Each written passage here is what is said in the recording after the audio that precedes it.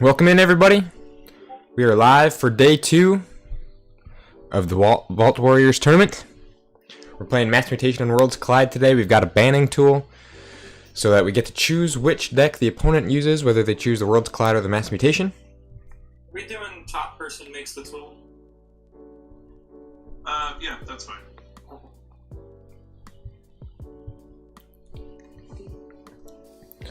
So yeah, should be a fun time. And as always, we do have a 5-minute delay on the stream today. So any chats that you guys put into the chat, I am not going to see until 5 minutes after.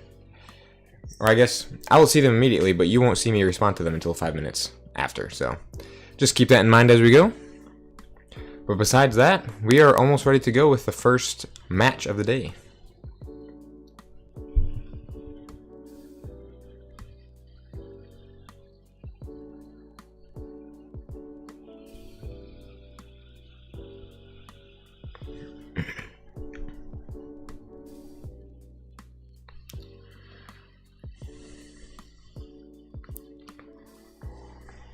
So, if we take a look right up here, we see we can see all the decks right here that people have chosen for today, and so we will be using these links to take a look at like what the decks are like, and we can choose which deck to ban. But we use the Triad banning tool, which Immortivas himself created. At least I think he created it. Alright, let's take a look at challenge here.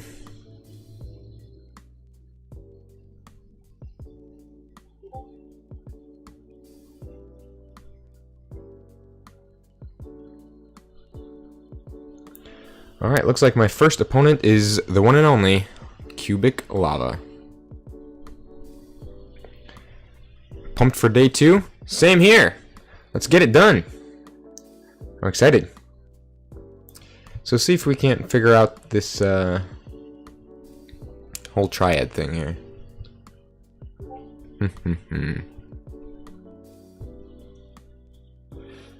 games are live. We have 45 minutes to ban and play your games. Alright. Well, let's see here. So we can go to triad.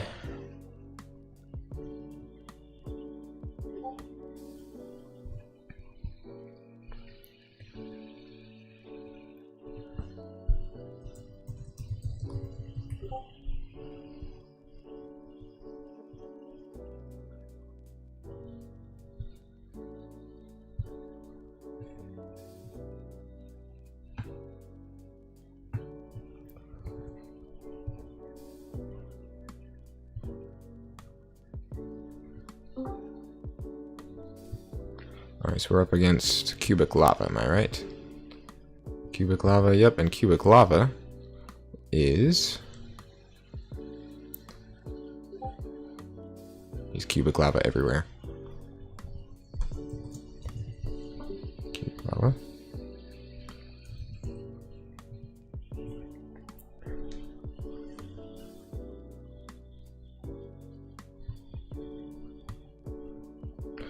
Alright, so let's see.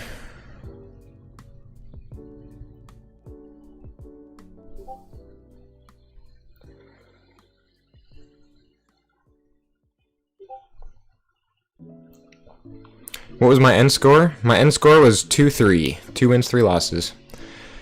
Alright, let's see. I sure hope I chose the correct thing here. I don't know if it's supposed to be strike and choose or just choose.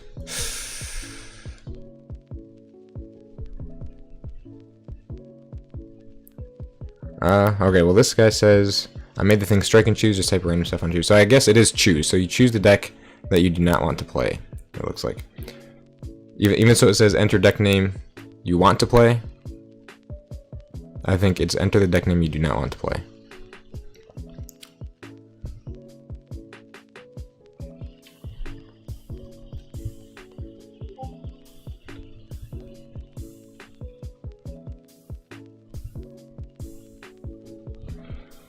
Where's my opponent? Alright, well we can take a look at this guy's deck while we wait, I guess. So we got his his Worlds Collide deck, and Mass Mutation deck. Okay. Or maybe, wait, hold on a minute. Oh, this is the Worlds Collide one. This is the Mass Mutation one. Okay. So we have an 87 SAS and an 82 SAS. He's still not showing up here. Oh, hold on a minute. Is Cubic Lava the one that has a buy this time? Let's check that.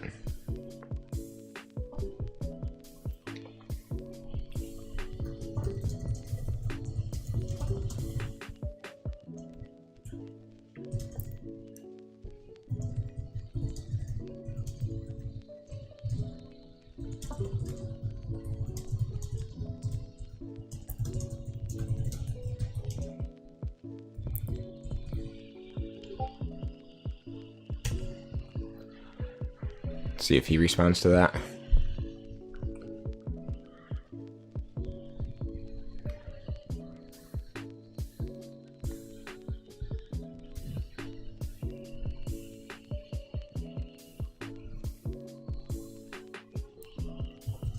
Oh, Lord.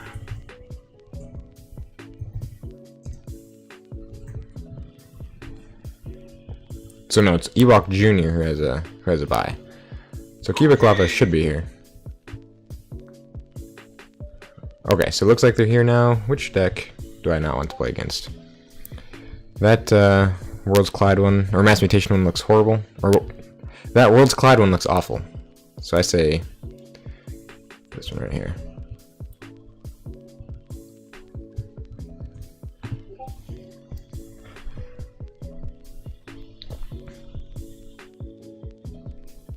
Okay.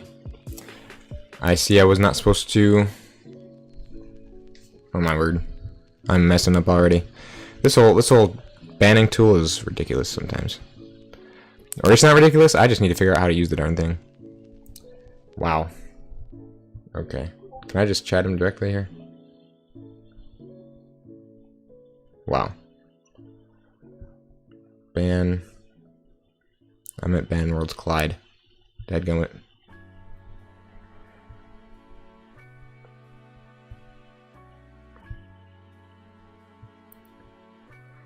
Oh boy.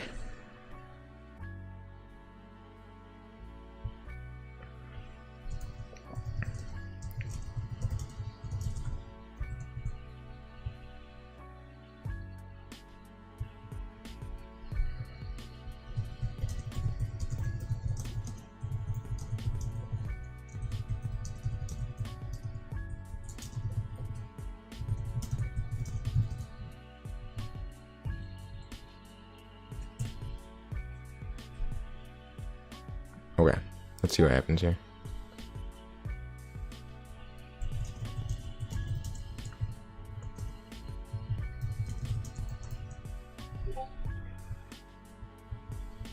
Alright, so let's head into the match here. Thankfully, Cubic Lava is understanding of our situation here. Okay. So he banned my Worlds Collide deck.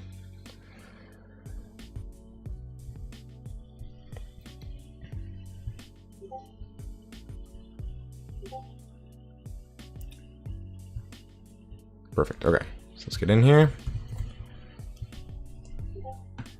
How's that the wrong password? There we go. So I banned his Worlds Collide deck and he banned mine, so I'm going to be going with my Empress Mimophone, the Diamond Pirate. I actually opened this deck in a video of mine, if you haven't seen that already.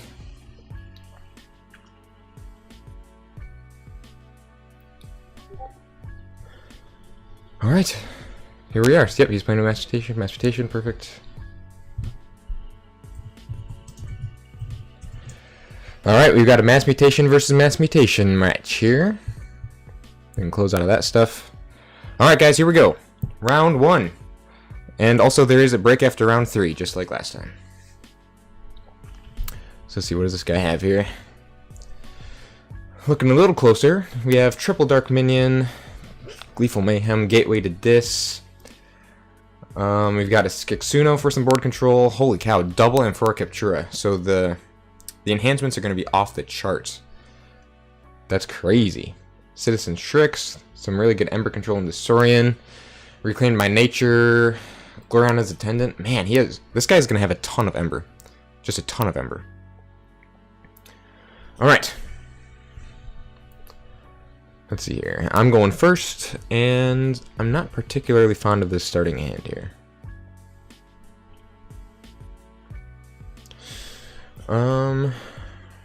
Let's see.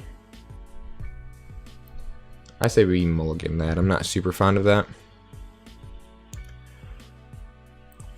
I say we go Shadows and throw down the Francis with the draw icon. Well, so this is my deck. Got some really fun Shadows.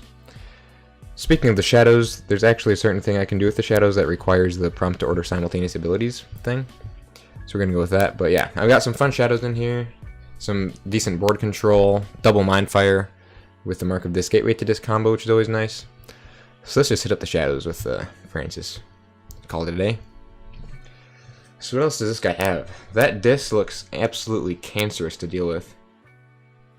Savage Clash, he has some pretty decent board control. I also have some board control to counter that. Oh my goodness, look at that! Savage Clash with triple damage icon? That is wild. This is why I love Mass Mutation, is for these enhancements, man. Alright, it's unfortunate that I have both my standardized testing and bouncing Death Cork in here, so we're just gonna go Dis real quick here. Maybe cycle a little bit. Go Gleeful Mayhem on that Gloriana's Attendant. Play Mark of Dis. And let's go Snaret. And that right there. Might as well also go full screen. And once again, hopefully my battery lasts for the entire stream, so we don't have to split things up.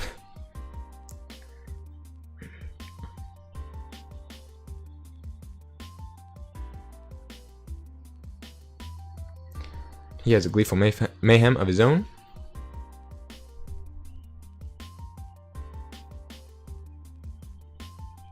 Drekker. I lost my he played Mindfire and I lost my Mindfire. That's kind of funny.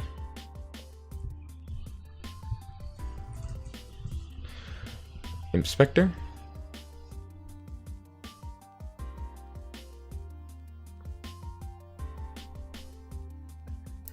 Alright, well let's just go Logos then. Just so we can cycle. Well, hold on a minute. Actually, let's go Shadows. Because I don't want to burn all this board control right now, you know?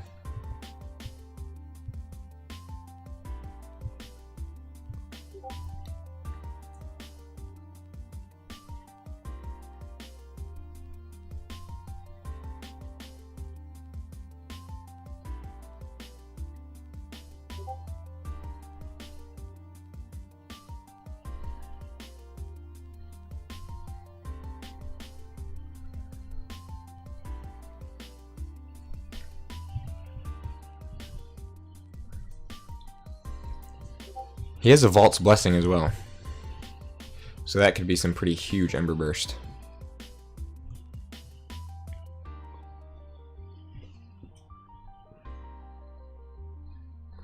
He went this again. Reap to steal one. Reap with Inspector.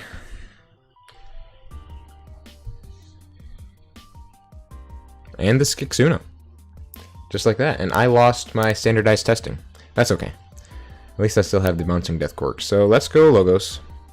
So we can burn his Ember. And then... Oh, that Bouncing Death Cork, though, is such a powerful form of board control. I mean... And coming up, like, what else do I have here? I have a Gateway that can act as some board control, the Kurzap. And it's not a very powerful Skixuno, you know? Let's think here. Do I play the Bouncing Death Cork?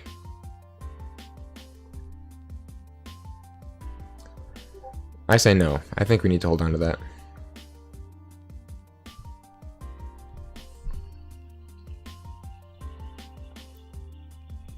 Okay, that's not bad. The Neurosiphon? I will definitely get the Neurosiphon to go off. And then there's the Bouncing Death Cork as well.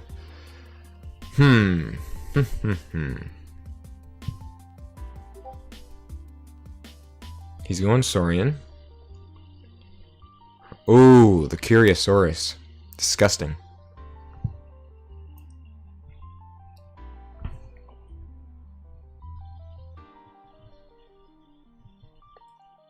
Oh my gosh. The double Ember Hedonistic Intent. Nasty, dude. Exile. Oh, he gave me Skixuno. Very kind of him. Pterodactyl. Alright. So we're definitely going Logos here. Just a moment late. Can't wait to see the games today, Chief. Well, thanks for stopping by. Hopefully we have some good games today. Alright, let's go Logos. Play down the Nero Siphon. And I drew into an Even Ivan. Very nice. We can play Even Ivan over here, so then we have something to capture on too with the Bouncing Death Court. Capture there, Pterodactyl and Skixuno. Put that right there, and I got the Ember for it. Perfect. Now we got some really beautiful shadows.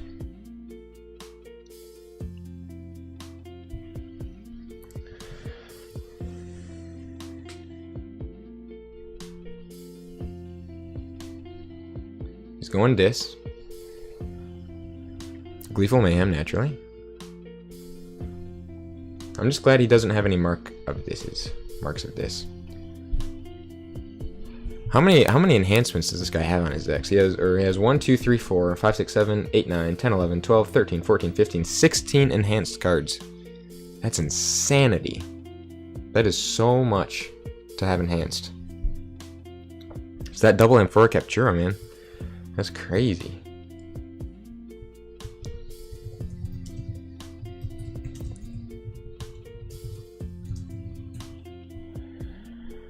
Alright, what am I going to lose?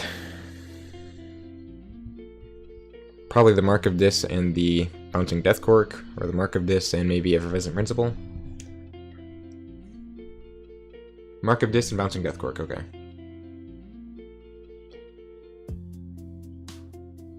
Dark Minion.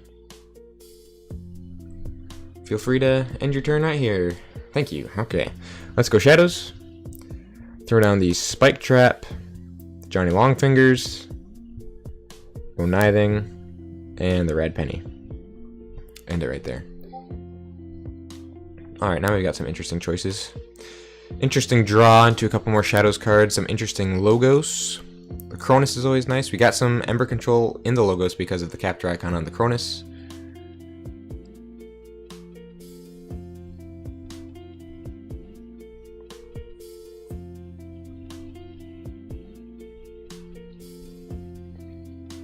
So now I have permanently lost Bouncing Death Cork, Mark of Dis, and Standardized Testing.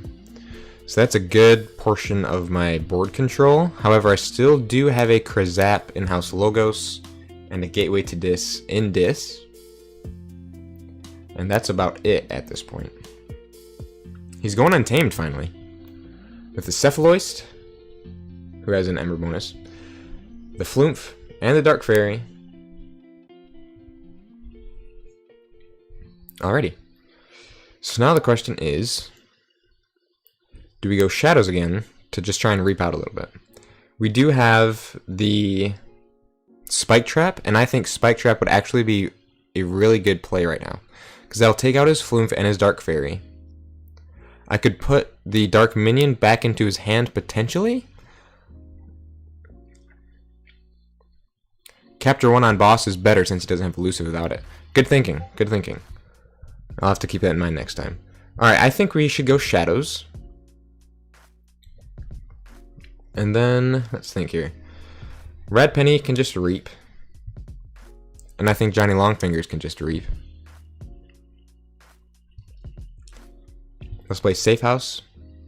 Let's see, this guy doesn't have any crazy scaling Ember control, does he? He does have the City-State Interest, but even that is not going to be super potent with him only having 3 creatures. So in that case, in fact, even if I put one of those creatures back into his hand, then he'd only have 2 capture total. So let's see here. Let's go Spike Trap. And we want Johnny Longfingers to resolve here. Wait, what just happened?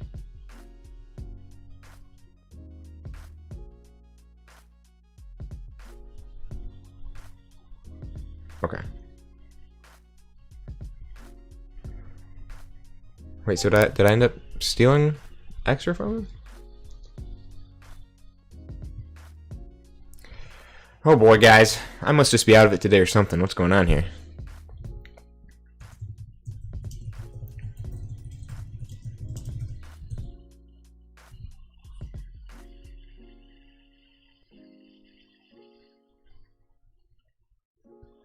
It's always the simultaneous abilities that are such a pain to deal with sometimes.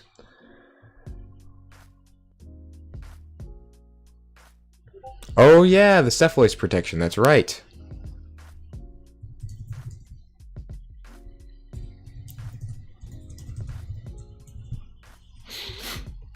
And those passive abilities are tough to keep track of sometimes.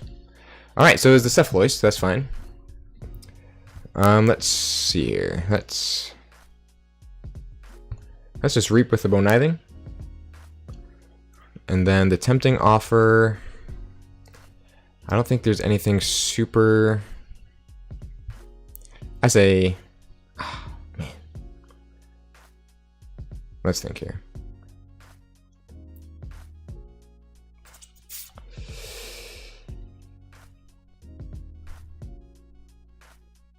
I don't know. This is a tough choice.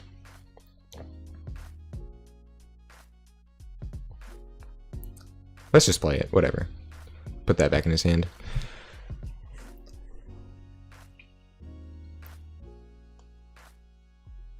So he does get to forge his key, but I am sitting at a pretty 9 ember.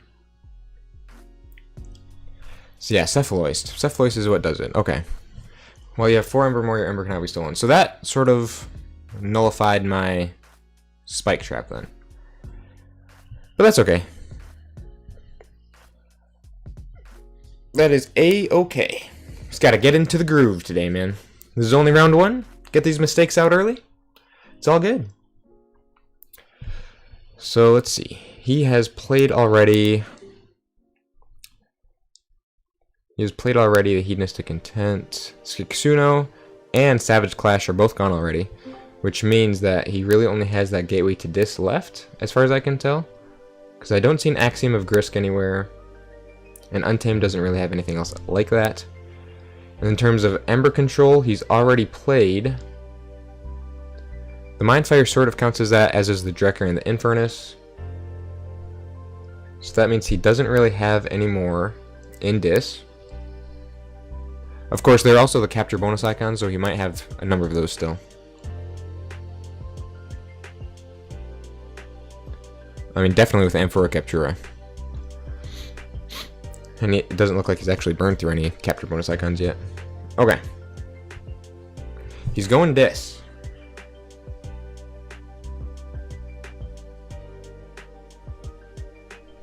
He only has 1 Infernus, right? Yeah, he only has 1 Infernus.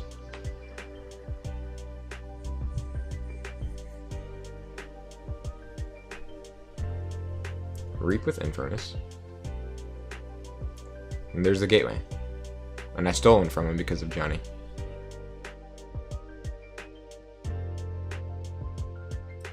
And a couple more Dark Minions. Alright, so we will forge at 6. And then I say we cycle a little bit with the logos.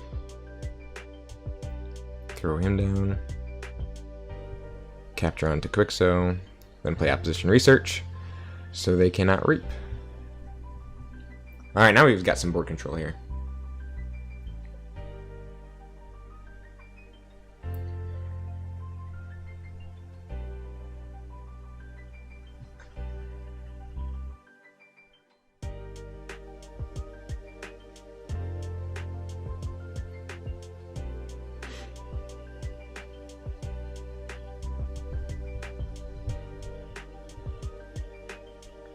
This has been a good game so far. Tartuna!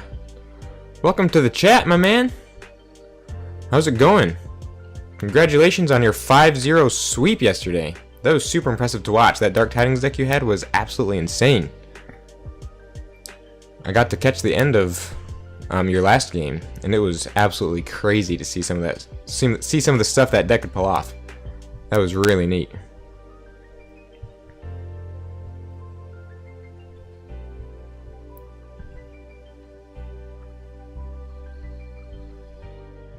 Alright, so he's going Saurian.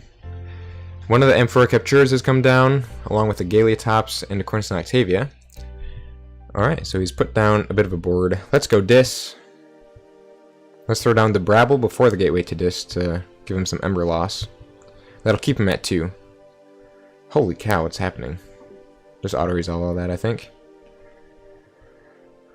Oh, actually, one of those Ember I got, I think. Then I'll play the Bonesaw and Reap. So that puts me at check for my second key.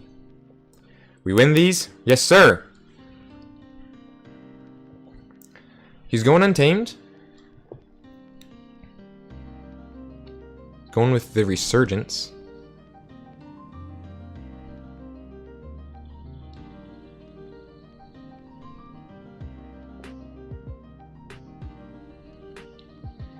Put Dark Fairy back into the hand.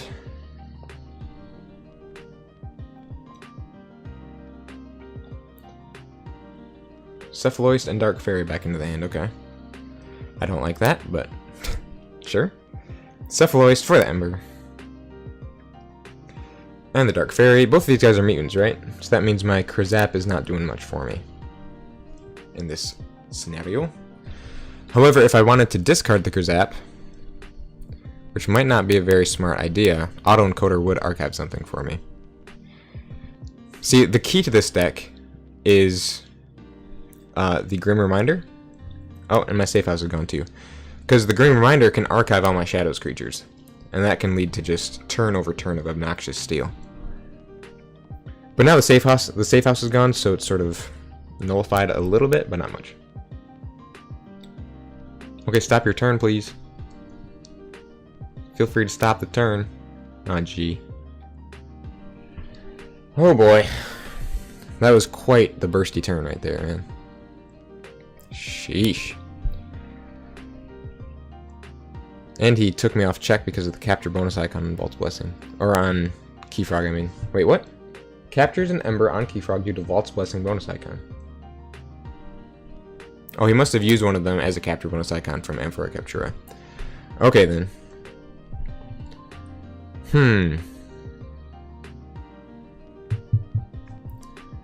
I think we just need to go Logos.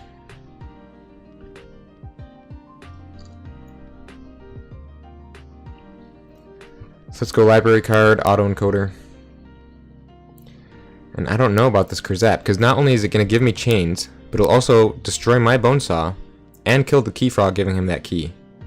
And he would get the Ember off of Keyfrog because of Curiosaurus, because the Ember would go into my Bonesaw, and then Bonesaw would die and he'd get that Ember. So I think we just need to discard the Krazap. And Rad Penny did get archived though, so that's a good pull. We pulled the Grim Reminder, and he's going Saurian. We also have the Mindfire, which, with the sheer amount of bonus icons this guy has in his deck, there's the other Emperor Captura. I'll bet you this is why he banned my World's Collide deck, because my World's Collide deck has an absolute ton of artifact control. Which maybe you guys will get to see that pretty soon here. Please Monument to Octavia. So now the problem is this Keyfrog is posing something of a threat. Hopefully he does not reach check right now, because I would like to fight his Keyfrog.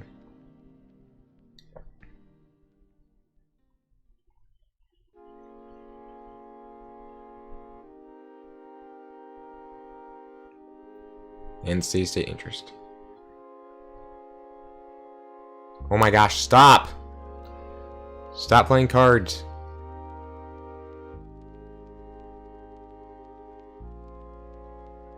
Okay. So we can go Dis. We'll leave the archives.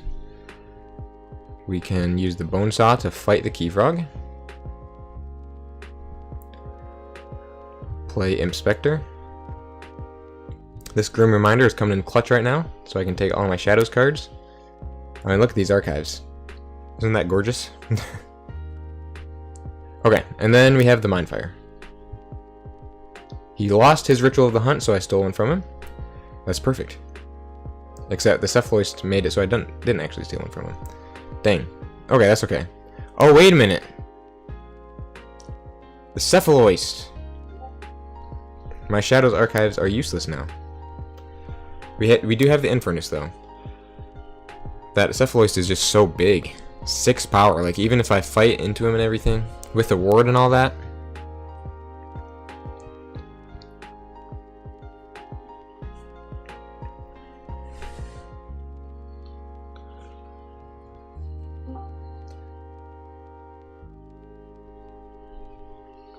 Oh, by the way, Abstergo LTD, or however you say that, that's a friend of mine. How's it going?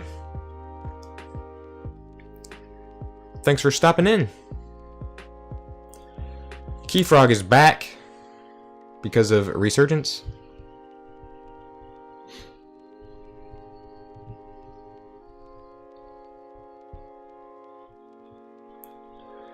Fought my Dark Fairy. Dude, the Cephaloist has ruined everything. I could have come close. No, I could have taken him off check. Well, actually, hold on a minute.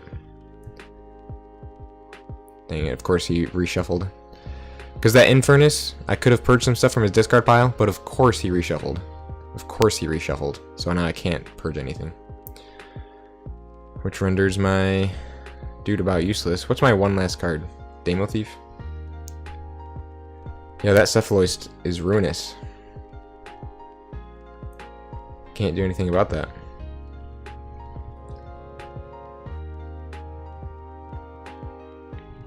And I don't think I have enough here in my discard pile to stop him with my Infernus.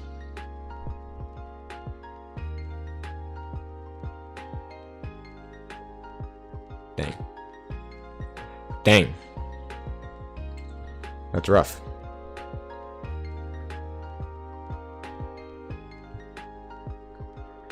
Well, that is unfortunate, guys. We had a good start this game.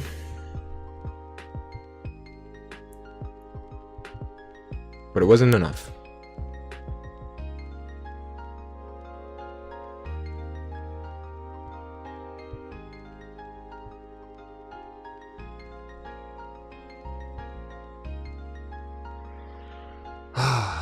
We were this close. We had such a strong start. We were crushing it, but his Cephaloists, those Cephaloists were destructive. Those are that's such a strong card. My entire Shadows turn, like I could have stolen 1, 2, 3, 4. I could have stolen 4 Ember and captured one, and then had a good Seeker Needle set up with the Johnny Longfingers and Double Red Penny to steal even more later on. But the Cephaloist just prevented all that from happening. That's definitely something I need to pay closer attention to moving forward with like banning decks.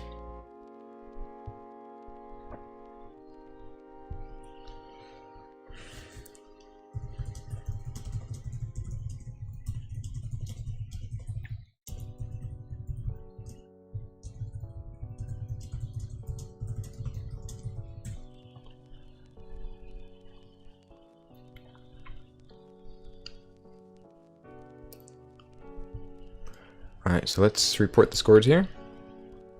I only forged 1 key. Dang.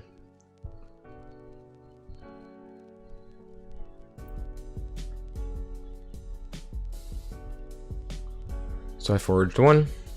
He forged 3.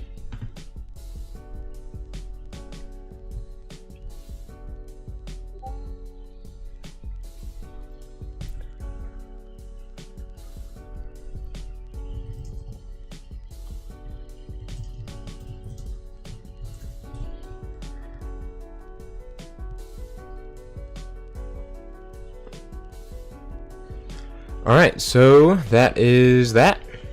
That's game one.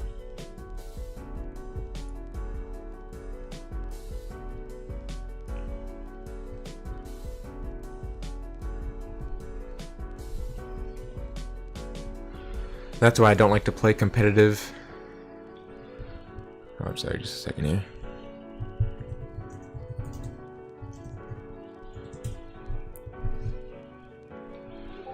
That's why I don't like to play competitive Mass Mutation. They're very hard to play against, and you don't only stand a chance if you play yourself an MM deck.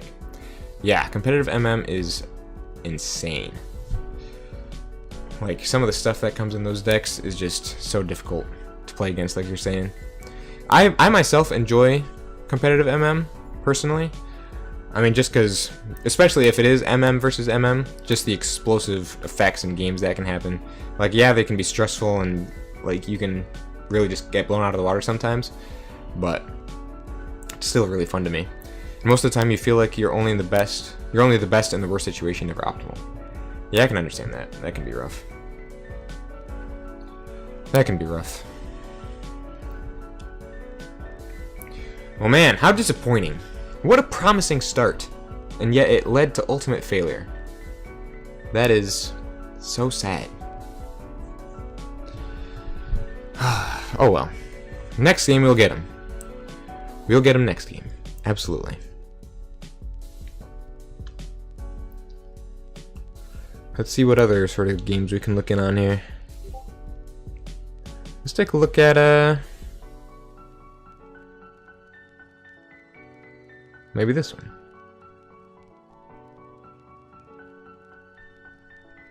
Is this actually one of our games here?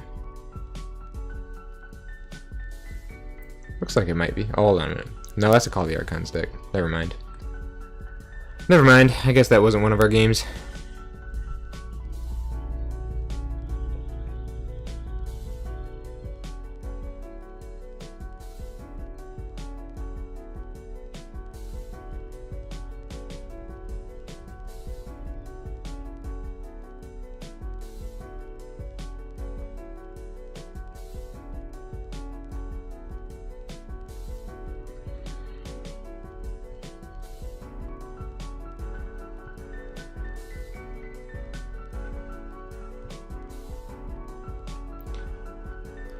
So there are about 10 minutes left in round 1, then we can move on to round 2.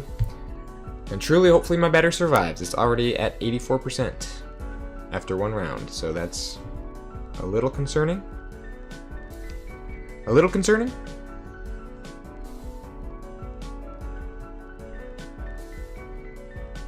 Also, chat, don't you feel like all highly competitive Mass Mutation decks look kind of the same? I could kind of see that, honestly. I could kind of understand that. If it's Untamed, then you have a whole bunch of Cephaloids, and Dark Fairies, and Rapid Evolutions, and Savage Clashes.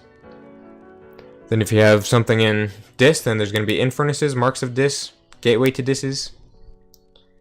If you've got, maybe, let's think here, something like Star Alliance, then there's just going to be a whole bunch of Subject Kirby's, and CXO Tabers.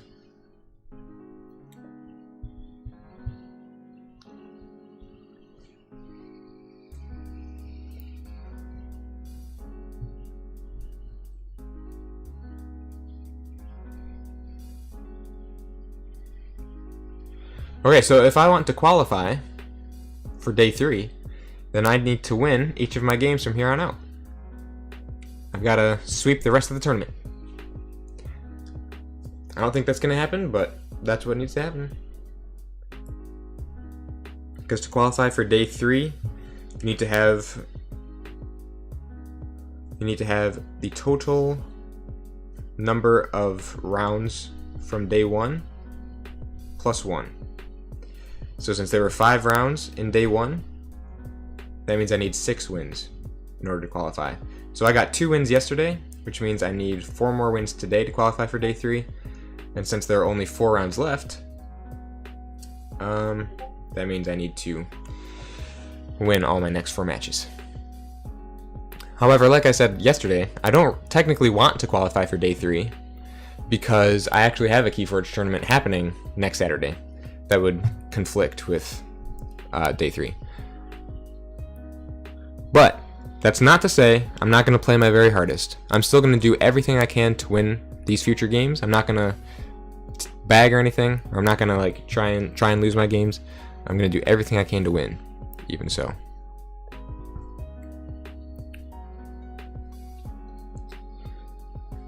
Anti-steal isn't that common? It is not. What's next? We just got round 2. Just gotta wait around for round 2 to start. Ugh. Well, I want to leave that. There we go.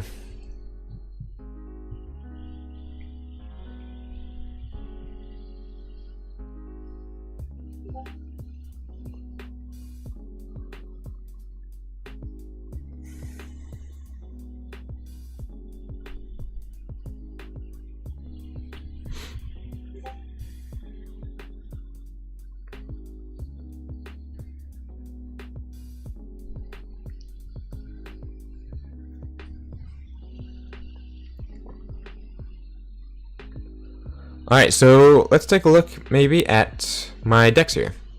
So you guys already got to see my Mass Mutation one in action. But the key play with this one is to get Grim Reminder late into the game, so that I can archive away all this shadow stuff. Clearly, if the opponent has a Cephaloist, that just all goes to naught anyway.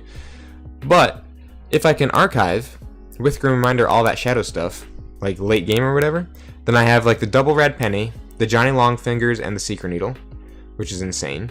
Safe House with Bonithing, so I can essentially just play down a whole bunch of Seal for the crazy Ember control, and then, using things like Safe House and Secret Needle, put the Red Pennies back into my deck and the Bonithing back into my archive, so I can just keep recurring that over and over.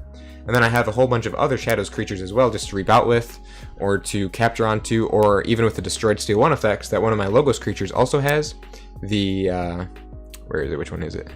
The Demobot. So I have other ways I can use my creatures as well in that form. But this deck also just has a ton of board control as well, with the Bouncing Death Cork, the Krazap, Standardized Testing, Gateway to Dis, Gleeful Mayhem. So usually I pretty much, unless there's a Cephaloist involved, I never am really that concerned when my opponent builds out a big board, because I know that I'm going to draw into some board control sooner rather than later. Or in terms of him bursting up to lots of Ember, I will most likely have some good Ember control to use against that. And there's also the Infernus and the Snarette.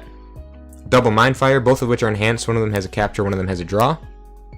And against a deck like that, with like the double M4 Captura and just a ridiculous amount of enhancements, Mindfires I think will land a pretty decent amount of the time. It also has the Mark of Dis Gateway to Dis combo, which is extremely disruptive if I can pull it off. So that's my Mass Mutation deck. Yeah, I mean, you see that I have tons of Ember control. The expected Ember is pretty decent as well. I feel like a lot of the Ember that I get actually comes from the opponent. Like, they will generate the Ember for me, and then I just take it from them. Oh yeah, there's also the Effervescent Principle. The Effervescent Principle in Logos, in addition to all that shadow stuff. So if we head over now to my Worlds Collide deck. This one I'm not nearly as comfortable with than my Mass Mutation deck. It's still a really solid deck. It's 78 SAS, so pretty decent. But what's remarkable about this one is that it has 4 Hawks. So the artifact control in this deck is just off the charts. It's the ultimate artifact hate deck, if you ask me. It has 4 Hawks, has double Grasping Vines, in addition to a Rustnar. So pretty much any artifact that the opponent ever puts down won't stay there for very long. And Hawks are also great because they have that Ember bonus icon. There's lots of just bonus Ember icons on here. There's 15 total. 4 of them coming from the Hawks, then just a number of other places as well. So it's nice just to play down cards and get Ember from playing cards. There's also the Triple Infernus, which you gotta love Triple Infernus. Just to purge away key cards that the opponent has played already. Or even, since I have so many bonus icons, if I don't have any good targets in the opponent's discard pile to use, I can use some of my own. I mean, because I don't always need 4 Hawks. Like, yeah, they're nice to have, but I don't always need them. So the Infernuses can purge those things away as well. There's also the Ronnie Wrist Clocks, the Hugger Mugger, and the Breaker Hill.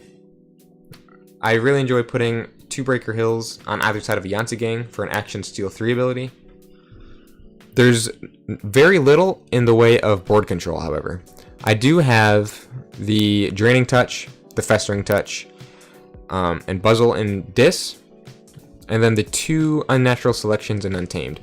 So at least if I need a Panic board wipe and the opponent is building out a really huge board, then I can at least kill all but 3 of them with the Unnatural Selections. So usually, them building out a huge board isn't too much of a concern unless I for some reason just cannot draw into my Unnatural Selections. Like they're just not showing up. There's also the Chimera Eclipse. So what I really enjoy doing is I will put 2 Infernuses on either side of my battle line, then Chimera Eclipse them back into my deck, which I think is a pretty common combo.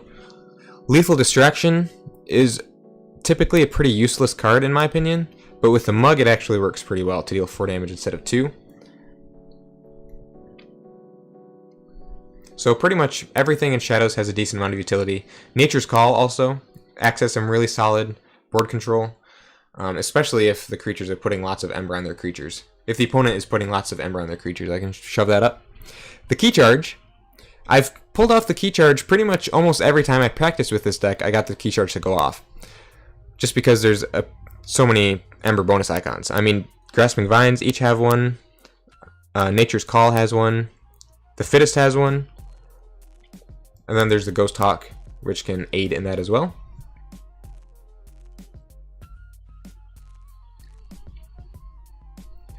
The Post Pixies is also really nice to have, just as one of those creatures that the opponent has to deal with.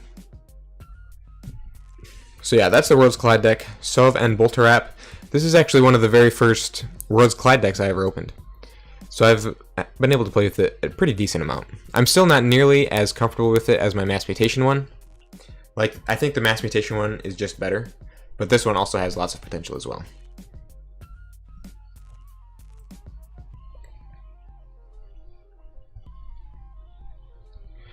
Alright. 5 minutes remaining in round 1. Well, that was 5 minutes ago, actually, that was typed. So, it looks like round 2 should be starting up here any minute now.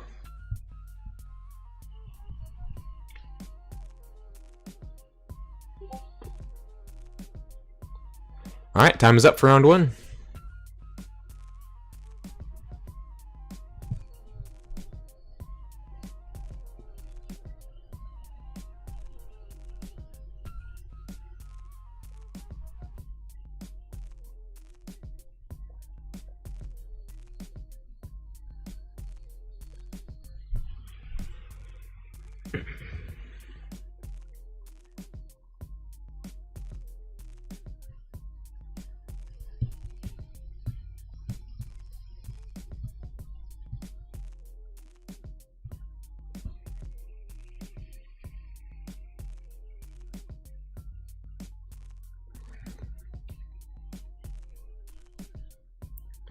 So let's see, who else lost?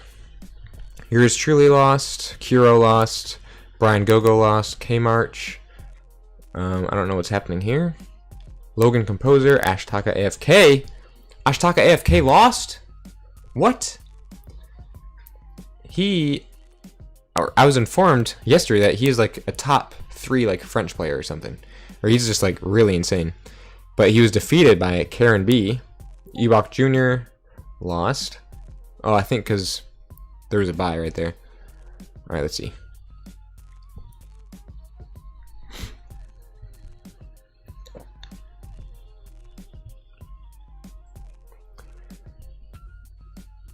So I lost, Corey Than lost, Minitao, Tran, Tartuna lost? What? Tartuna had a 5-0 sweep yesterday. Absolutely blown out of the water by Leo Lynchie. And then JDG lost as well.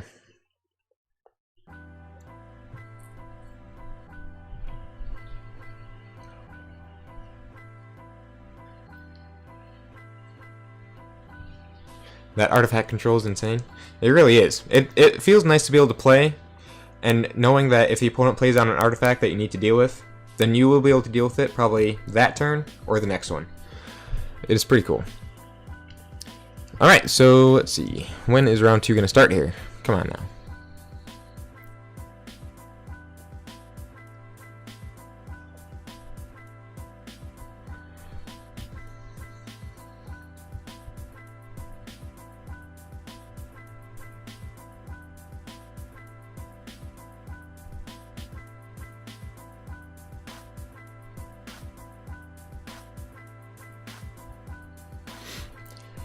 Okay, so we're at 80% battery after one round. I think we'll just have to play it by ear to see if we can make it this whole stream without having to split it up. Because for some reason, round 1 is taking absolutely forever right now. Because we got 4 rounds left and a 30-minute break.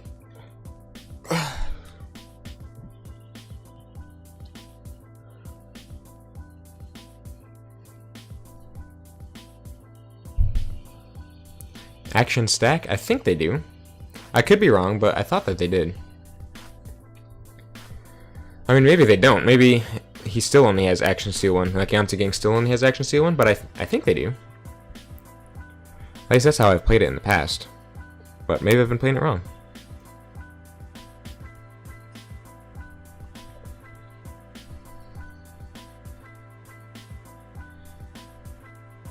If not, that's really sad. Because how cool would that be to have Breaker Hill combo with the Yance Gang like that? For an Action Steal 3? That'd be so cool. I would be so sad if you're not allowed to do that. That would suck. That would make me hate Breaker Hill even more. Breaker Hill is already one of my least favorite cards, but if I learn now that I can't combo it with Yance Gang like that, yeah, Breaker Hill is just even lower in my book after that. Okay, are we about ready for round 2 here, people?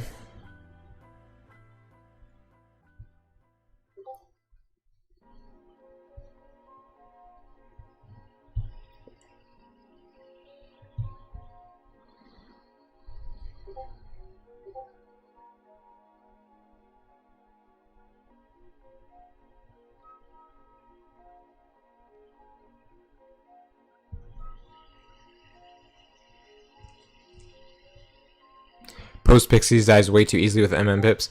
That is very true, unfortunately. That is very true. One of the few uses that the damage pips actually have.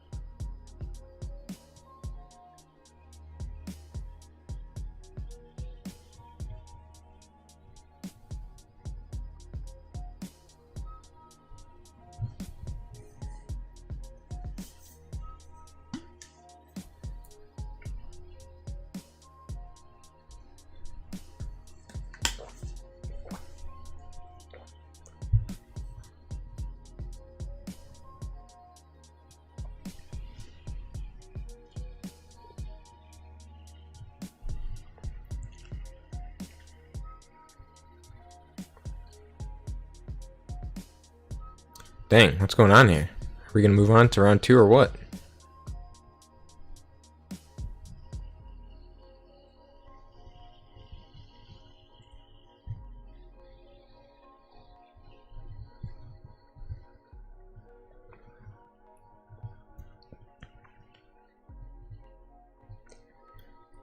Alright, I want to see what this Ashtaka guy has brought to the table.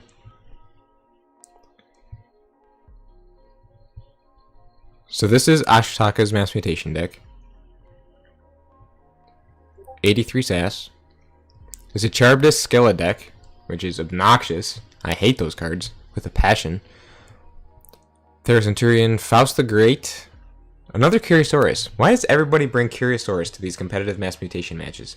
I hate Curiosaurus. What a pain of a card. I mean, obviously the effect can be exploited really, really well, making it super powerful, but I feel like a lot of the time it's just such a pain. But I don't have that much experience with it, so take what I say with a grain of salt, I guess. The Axiom is nice. This guy also has double rad penny, spike trap. This guy's Shadow's House looks almost identical to the Shadow's House I just used. That's kind of funny. Double Fangtooth Cavern, double Wild Bounty, double Reclaimed by Nature, double Wild Evolution. Rapid Evolution. Sheesh. That's crazy. Alright, are we about ready here? What is going on? Wow, the expected Ember is insane though. Look at that.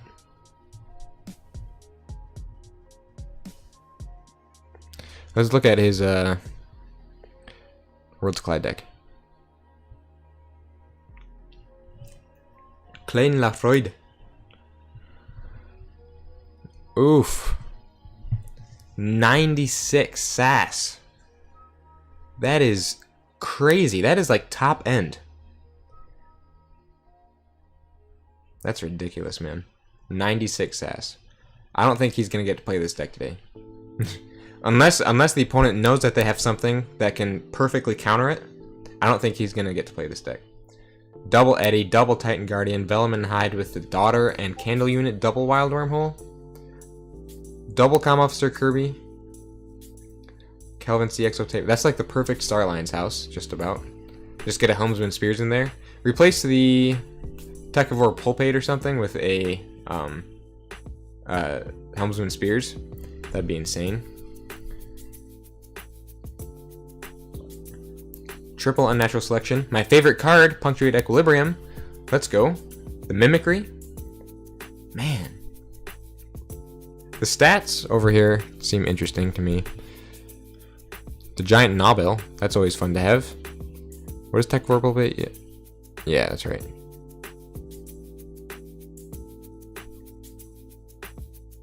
Techivore Pulpate is like the more destructive Giant Nobel.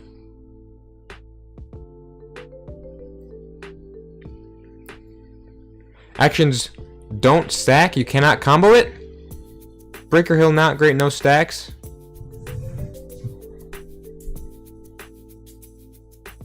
You gotta be kidding me, man. What? Dude, that's so disappointing. That sucks. Now I hate Breaker Hill even more.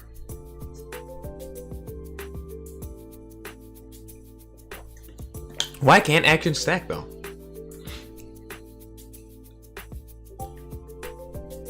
Why can't you put action abilities together like that? If something already has an action ability, why then can you not stack the another action on top of it? Because it's like gaining. Is it because it's like gaining an extra action? So essentially, it would read something like action steal one, action steal one, action steal one. So kind of like fight steal one or reap steal one. It'd be action steal one, action steal one, or something like that. I don't know. That seems so weird. How disappointing. My day is ruined. Not actually. All right, is it finally time for round 2?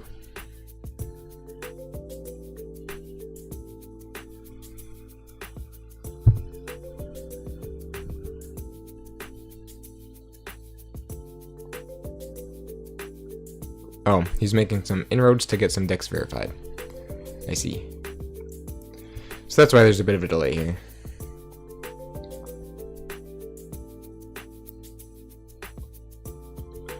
Alright, I also wanted to look at Tartuna's decks. Oh geez. This is some Korean deck or something? An 80 sass mass mutation deck. Oh, hold on a minute. Before we do that, I want to see how many enhancements Cubic Lava's mass mutation deck had. Because there were so many. 6 bonus Ember. Wait a minute. 6, oh yeah, okay. 6 bonus Ember, 7 damage icons, and 5 draw icons. That is pretty impressive. That's a lot of enhancements. 12 plus 6 is 18. 18 total on 16 cards. That's wild.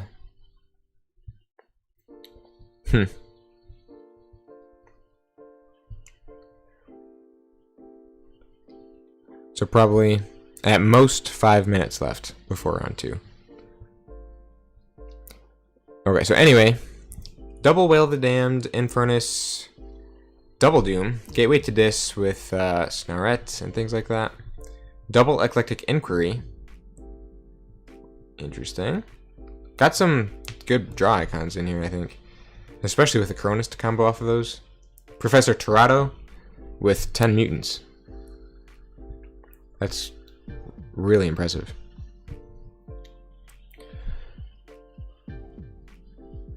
Double Darkwave with 6 damage icons is pretty neat. Huh, that deck looks okay. Tartuna, Worlds Collide.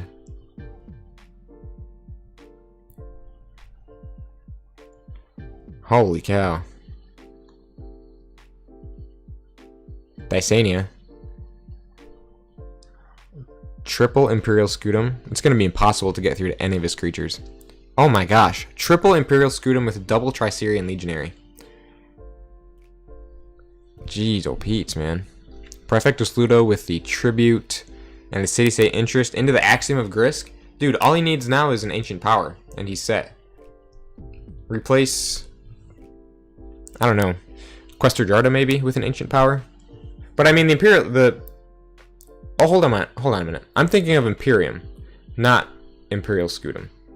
Imperium is what wards 2 creatures. Okay, but even still, triple Imperial Scutum, that's still ridiculous. Hapsis Jargoggle. Dang, that's an impressive looking deck, man. Alright, well, let's see. How are things going over here? Still no progress.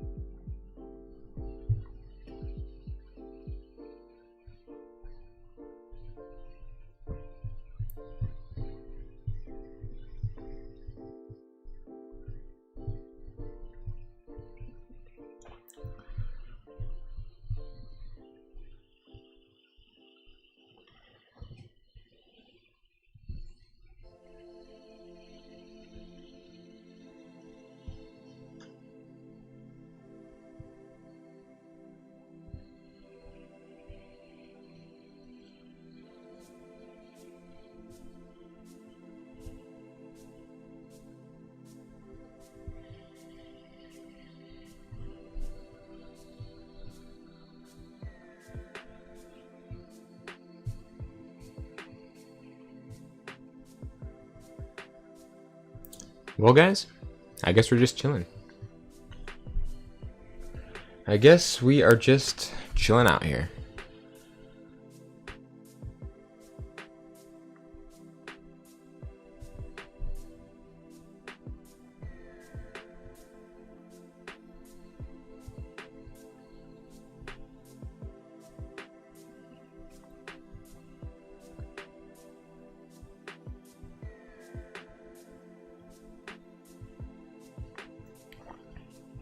It's always worded as singular in the rulebook. Exhaust to trigger that action or whatever.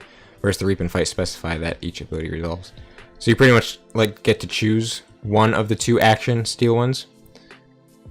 Because that could make sense then. You have the options to trigger one of those actions. Yeah, so like I was saying, yeah. You can use to Reap or Fight or trigger one action. If more than one action is available, you can choose which to trigger. So it'd be like you can Reap or Fight or action. Or action, so like 2 separate actions. I see. That makes sense. Although it's still sad. They changed the rules just in time for Worlds Collide with Breaker Hill. That sucks.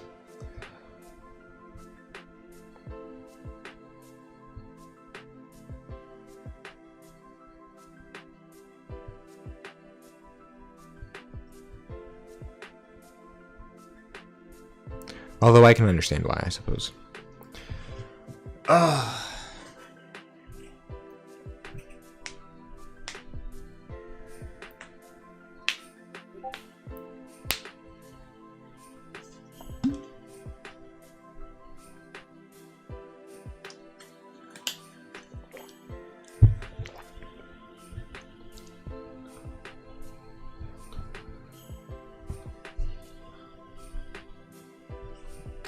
Alright, maybe there's some other cool decks we can look at here. Let's see. Karen B, we can look at Karen B's decks. Perplexing Merizari of the Mausoleum. 80 SAS Mass Mutation deck. Oh, this is disgusting. Triple Mark of Dis and double Gateway to Dis? That's horrid. How could you play that with a good conscience? I'm just kidding. I would do the same thing if I had that deck. Trubaru to go with that as well. Essence Scale.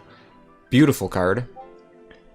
Diametric Charge with Effervescent Principle for some scaling Ember Control, a Forge Compiler, and a Discombobulator, which would be nice to go on something maybe like the Trubaru, honestly. Might be a good target for that. Got a Shadow Council. Triple Mug. That's nasty. That deck looks really solid. That deck looks really solid. 25 expected Ember. Yeah, lots of bonus icons. Holy cow. 18 bonus icons total. That's insane. Yeah, so Essence Scale would just is such a fantastic card for comboing stuff together like that, you know? So that looks like a pretty neat deck. Auto Encoder is always nice too. So that's Karen B's Mass Mutation deck. And then, what is this, like a Chinese Mass Mutation deck or something? Or World's Collide, I mean? 93. Where are all these 90 SAS plus decks coming from? We've seen a 96 and now a 93. This is insane. These people are never going to get to play these decks, man. Triple Unnatural Selection with Punctuate Equilibrium, just like the other deck we saw. And a Giant Nobble? Are these decks the same or what? We have Triple Stealth Mode, which is just disgusting. Comm Officer Kirby. Information Officer Gray. Gorgeous card. Mimic Gel, Eddie, Code Monkey. Jeez. Interdimensional Graft. Nasty, nasty deck.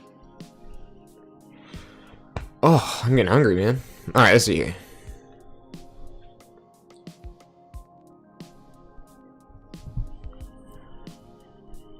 Apparently there's a deck out there with 102 SAS. That's crazy. What do we got here? There's a delay. I'm trying to get him some decks to keep playing. Not reasonable because it's okay to get clearance, but registering decks at that level shouldn't have been allowed, and that is on me with the verification. Can we have a time round 2 will start at? I just want to know if we have time to go. Take 5, everyone.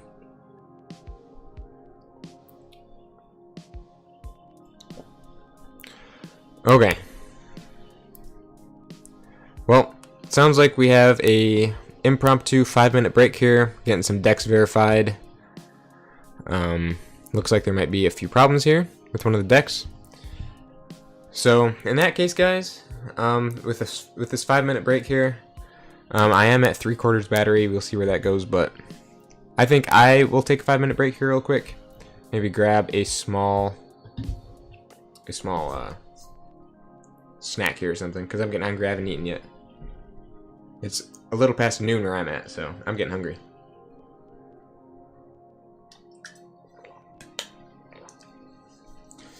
Okay, so yeah, in that case, we will be back after this 5-minute intermission. I'll be back shortly.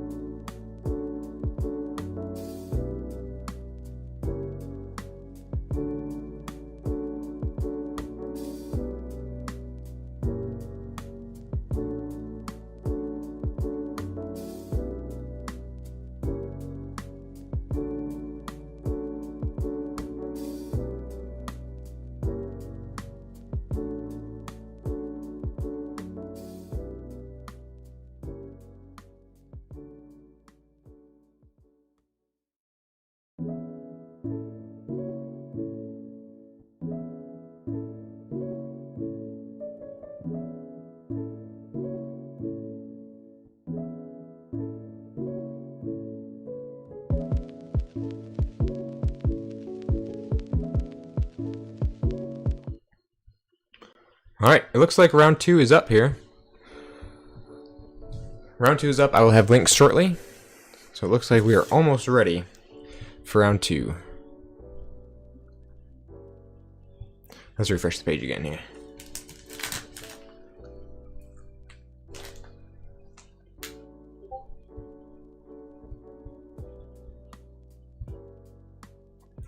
Yep, looks like we're good to go here.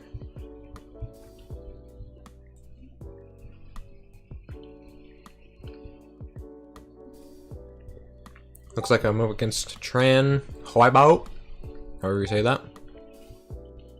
Alright, so let's hook up this deck banding tool here real quick. So we're choosing choose here.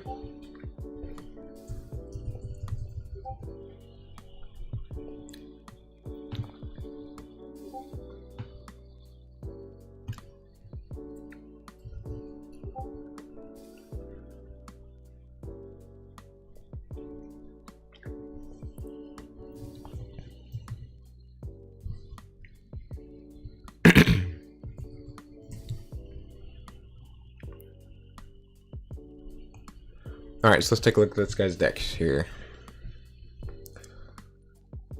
Right here. So that's the Mass Mutation one, and then we have the Worlds Collide one.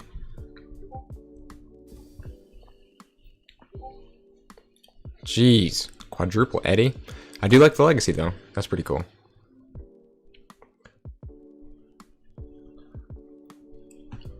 So, yeah, Mass Mutation. Honestly, let's see. Does he have a Cephaloist in there? No, he does not. He does have an Ultra Gravitron. Alright, I'm saying we ban Worlds Collide for this one.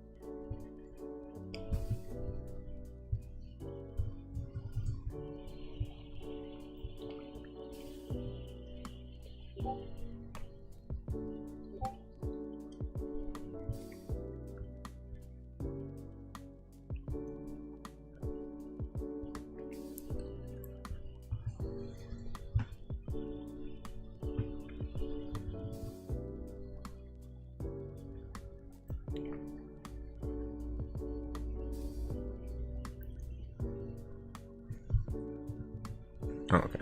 Now he's in. Cool. Great.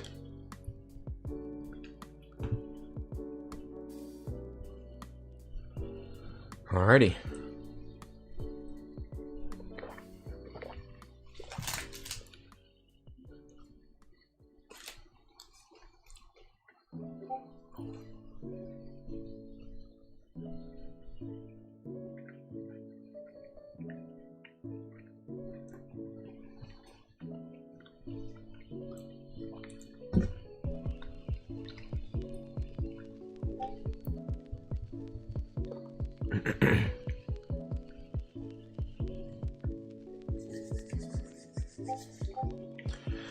I wonder which of my decks are gonna ban.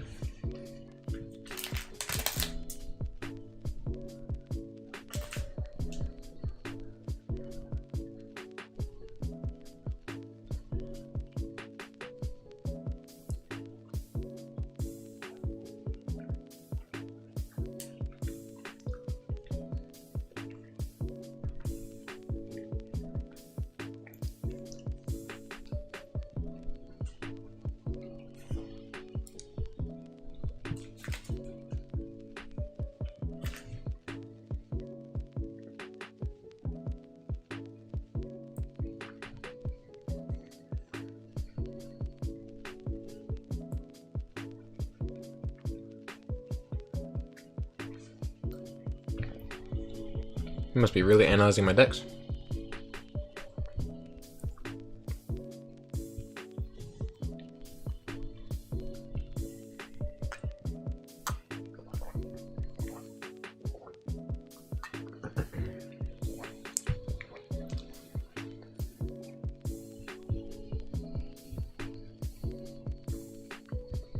Yeah, this deck looks disgusting.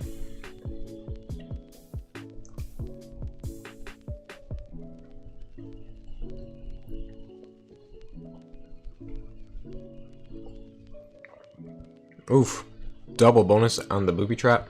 Double bonus on the it's coming. Sheesh. Is this guy chosen yet? What's going on here?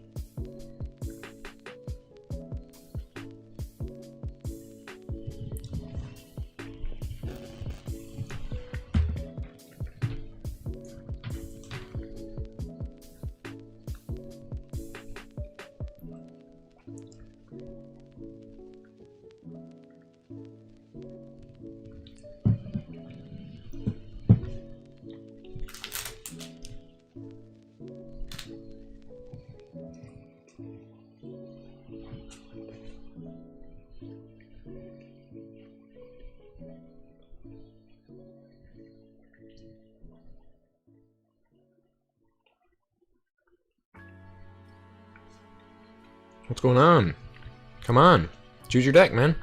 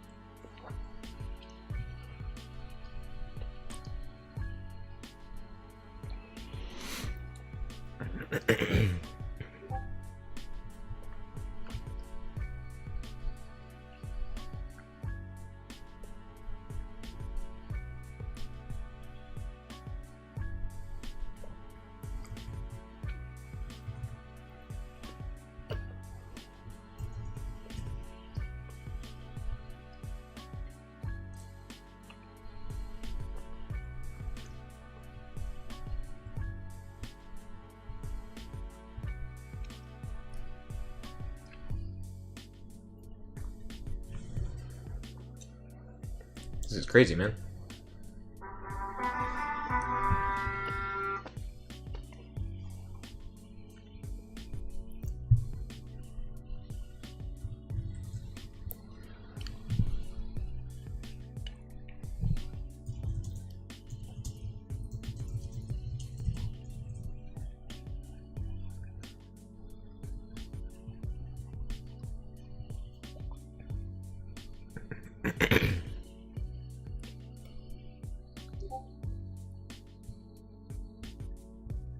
He clicked submit choice but it didn't display anything.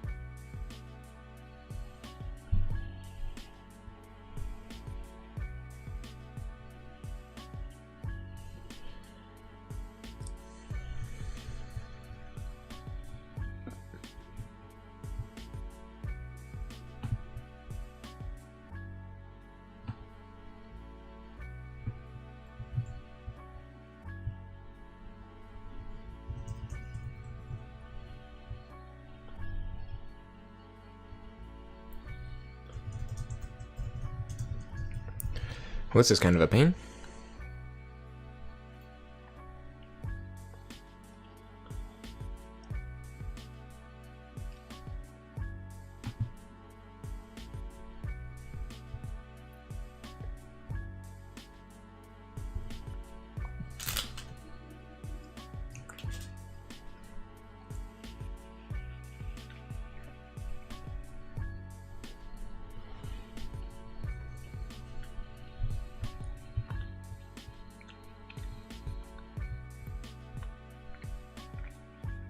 Alright, so we're both banning Worlds Collide.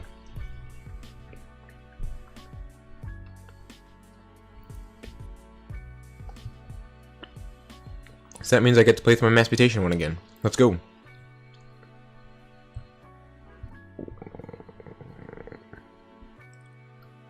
Wrong deck. Whoa.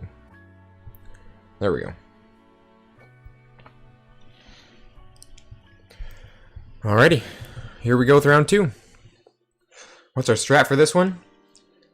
Our strat pretty much is gonna be to keep his board under control, because I have plenty of that, and to just steal all his Ember. Because this Ember does a lot of that as well. Yeah, pretty much. He has some really freaky creatures. Ultra Gravitron. Like, I should be able to deal with that pretty quickly, I think. And thankfully, he doesn't have a Cephalois, so I'll be able to actually steal things, which is nice. We're gonna mulligan that.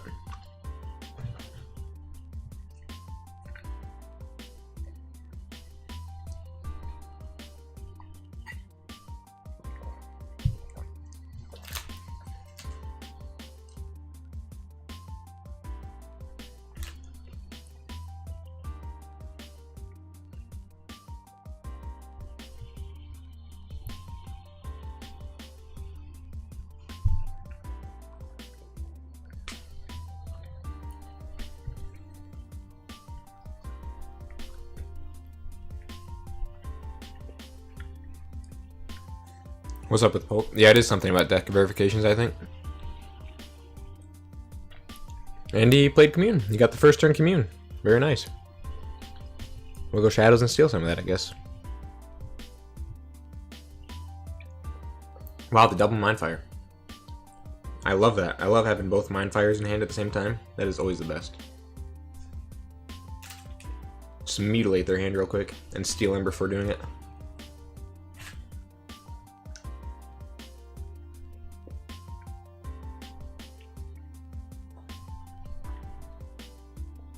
Galactic and Curry. Even Ivan. Alrighty. I say we go Dis. I almost want to play the Gateway to Dis right here. Because not only will I steal one for him being destroyed, he'll go back into my deck, but then Bonesaw will also enter play ready. And then even Ivan will be gone too. So I think maybe we should do that. It's kind of like a whatever play, but... And I get 3 chains for doing it. I don't really care, though. Let's just do it. So first, let's Mindfire here. Because this might change my mind. Oh, I got the Infernus as well. He lost his Mutation of Cunning, which is nice.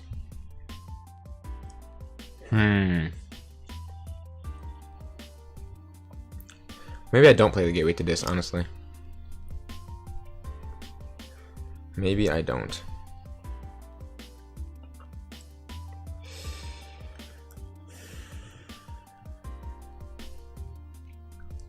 But maybe I do. Let's just do it. Whatever. YOLO. Okay. And I'll play Infernus, I guess. I'm just sort of going all out right now, I guess.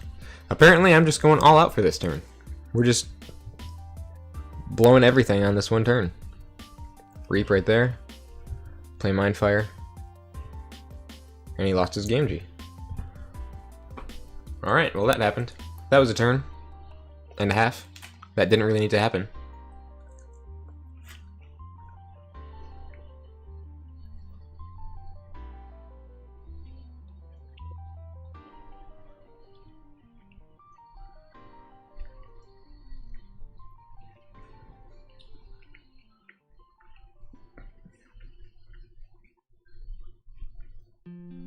I'm surprised I've gotten to play my Mass Mutation deck twice so far, because this is like a whole 8 sass higher, or 6 sass higher than my World's Collide deck.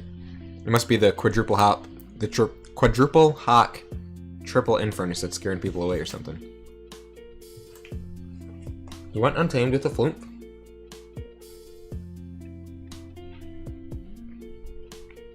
You just played Floomp. Alright.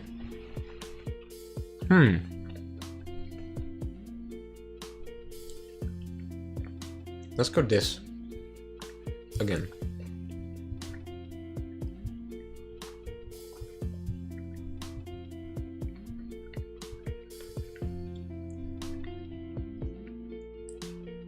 Wow. I don't know if that was the right call for that turn, but oh. Excuse me. I don't know if that was the right call for that turn or not, but oh well.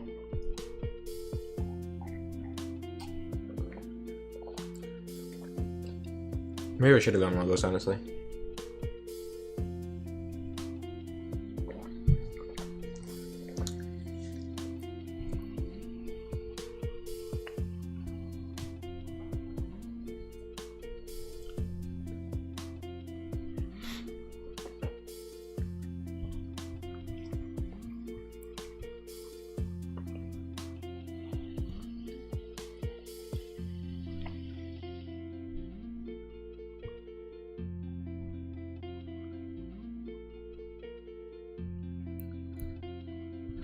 Alright, they're going Untamed again. Savage Clash. Discard Song of the Wild. Lost in the Woods. Alright, let's go Logos to cycle a little bit here. Might as well discard the Effervescent Principle, Even Ivan, and Damobot. Ooh, there's some nice shadow stuff.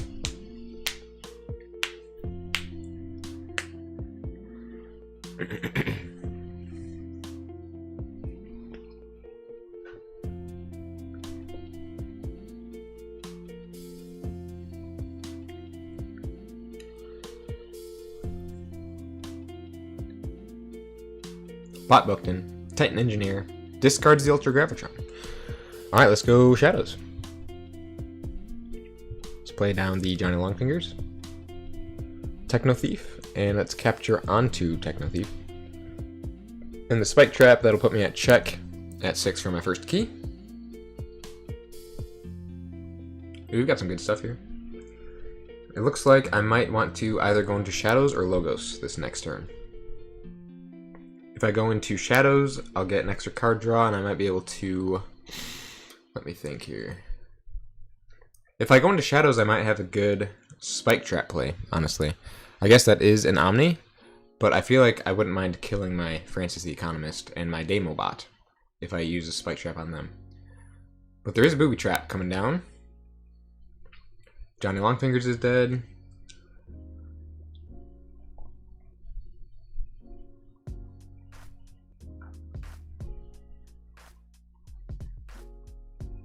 Liam Say, the one and only.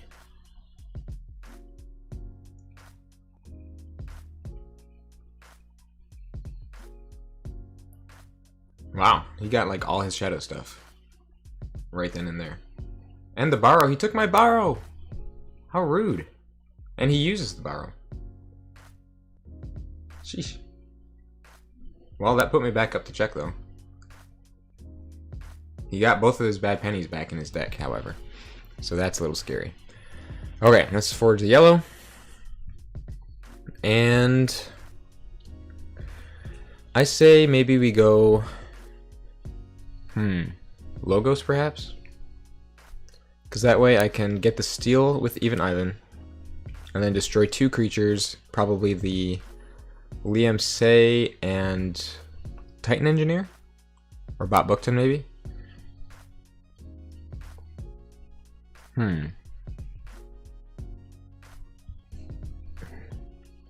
We could also force them back into Shadows with Mark of Dis, but that would not be a good choice, I don't think. Actually, let's just go Shadows for now. So So then maybe I can have some more fodder to use for my bouncing death cork later on. And yeah, I just grew into a library card as well, so that's fine. Let's see what this does.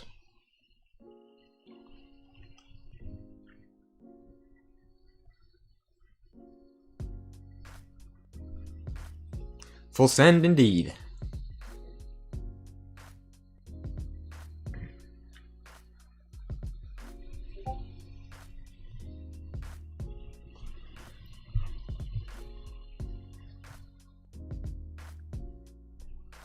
It's coming. Brought back Ultra Gravitron. Is Ultra Grav coming down? Well, there's another Titan Engineer.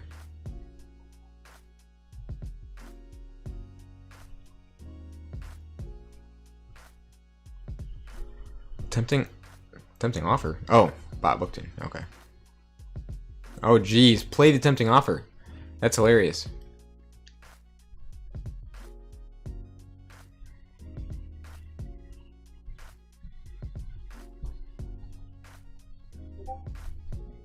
So Boss Zarek is back in my hand now. And yep, there's the Ultra Gravitron.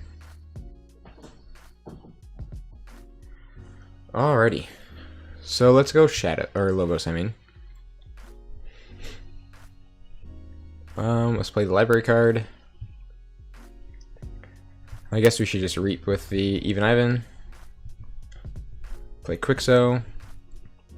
Then play Bouncing Death Cork, and this isn't going to matter because he's just going to get it back anyway. So let's hit the Ultra Gravitron and Even Ivan.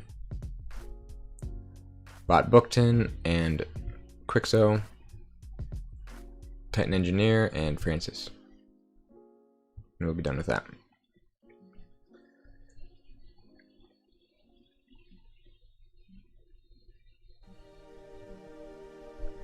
None of my board control is coming up. Because I still have the Kurzap and the standardized testing on its way. So we're going to get the Forge. And as of right now, it's still going to be a pretty even game.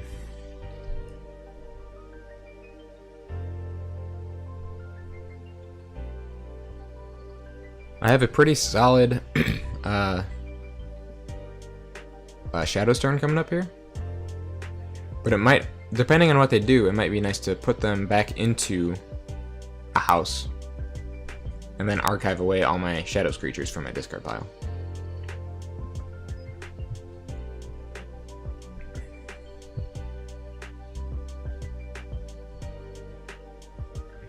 Wow, I can't stop burping. Jeez.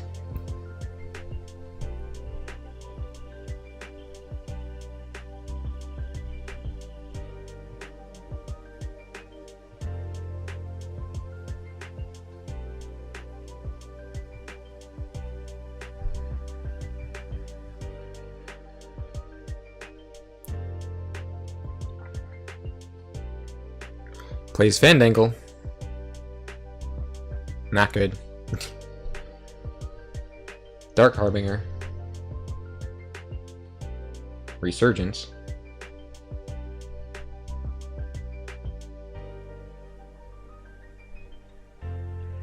Now this is kind of a tricky situation, because that Fandangle is going to be a huge pain to deal with. And my library card is gone. Which is also pretty sad. Oh, jeez. I don't get it. I always have these really solid starts, and then just all goes to heck after that. Just all goes downhill. Where is my board control? I used it all already. It all came when I didn't want it, or need it. And of course Fandangle is 10 freaking power.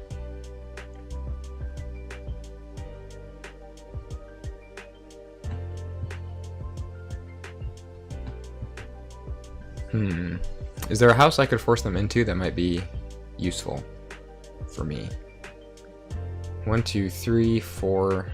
1, 2, 3, 4, 5, 6, 7. 1, 2, 3.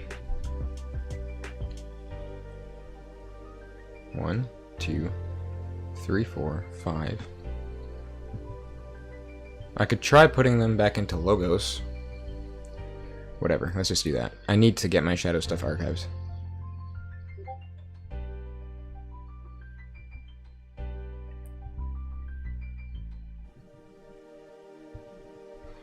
Even if they forge right here, oh well. They have to go Logos. Which hopefully they won't have any Logos creatures to play down and get Fandangle's ability. Well, I guess, though. They don't have 4 Ember anymore. So, their creatures won't be entering play ready anyway. Unless they can somehow get up to 4 with other cards first.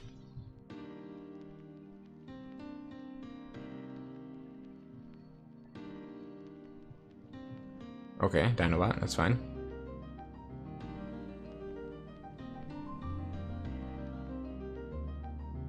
Alright. That is what we like to see. I think maybe we should Krazap. You know what I mean? Because that'll kill him, and him, and him, and him. So that'll leave the Fandangle Dark Harboring Dinobot alive.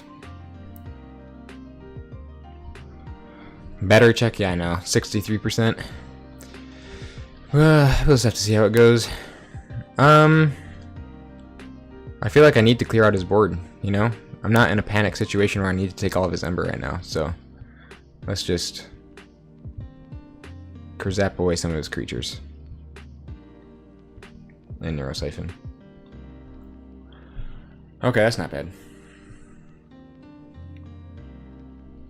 And that Bone Nithing is going to be super potent. I'm going to get to steal 2 Ember off of that.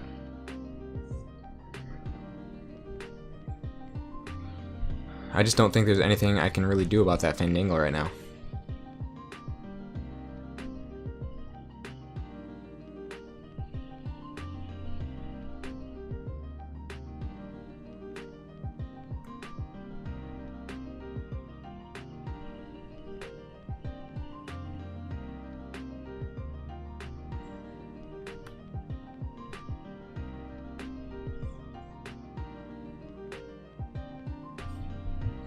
Imagine he has a Dysania that I missed. Okay, no, he doesn't. Lucky. But yeah, so I mean, this is going to be a nice turn though, right here. Get some really nice capture, lots of steal. Put down the safe house for the Bone Nithing. He went Shadows. He must have at least a couple red pennies here, or at least one, I should say. Yep, there's one red penny. I lost my red penny, apparently.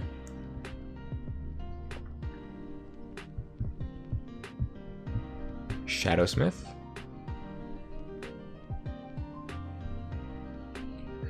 Another red penny. Alright, so we will definitely be going Shadows with the archives. Play down the safe house. Let's throw down Francis. Johnny Longfingers. Bone Nithing to steal 2. This guy to capture 1. There. And because of the Shadowsmith, all my mutant creatures have elusive as well.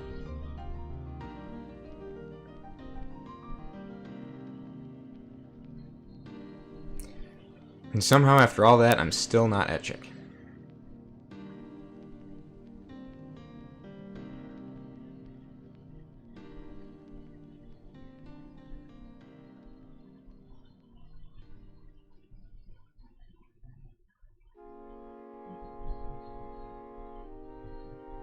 Lights out. Put Bone Nithing back in my hand. Nope.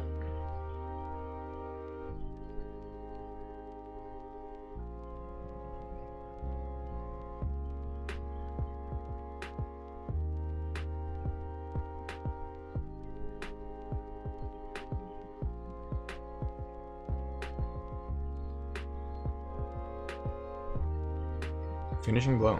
Wow, it's over, dude. It's over.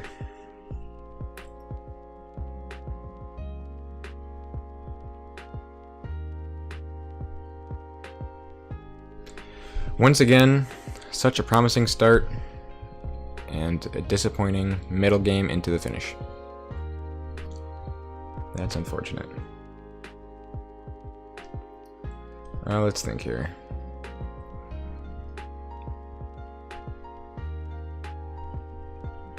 I wish I hadn't I wish I hadn't put this Ember on Techno Thief now. That's kind of annoying. Because if I could play down the Johnny Longfingers and then have Techno Fiend fight, then I could steal one, but I won't actually be stealing one, I'll just be getting this Ember off of Techno Thief technically.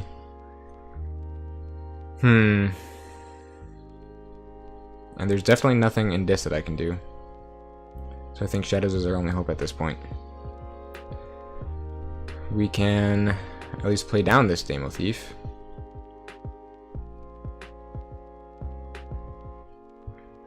Alright, let's try this. Let's Reap with Techno Thief to discard Tempting Offer and hopefully draw into Red Penny. Nope.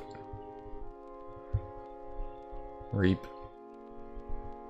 Reap. Safe House Bonizing. Johnny. Nope. That's it.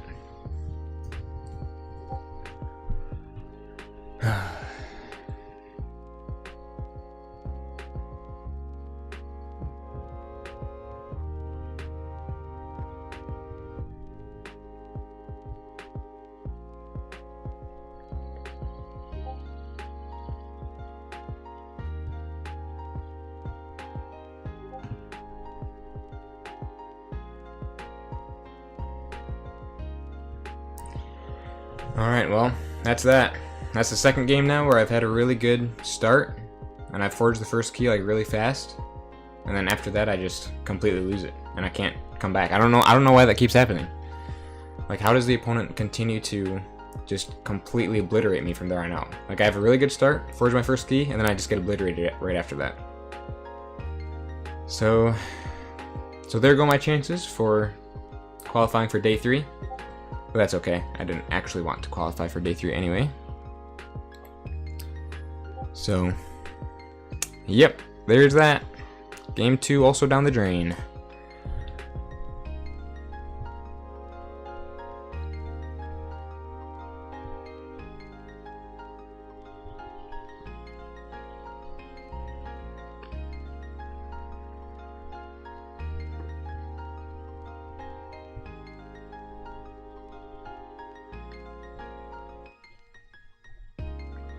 And there's still 15 minutes left in round 2. So let's see, what did I...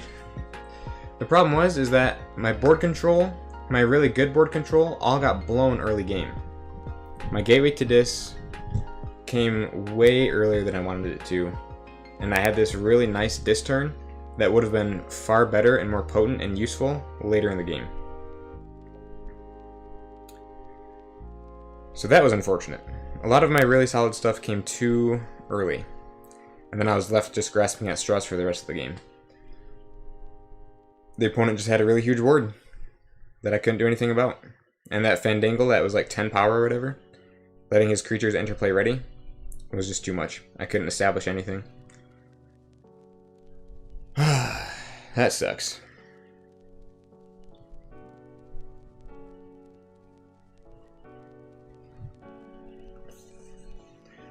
And this is the deck that I feel better with, too.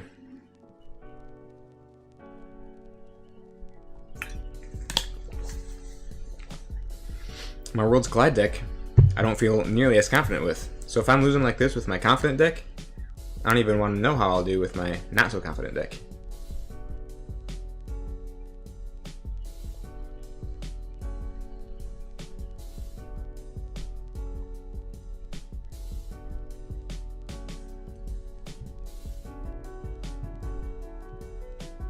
Let's see, Ashtaka won this time.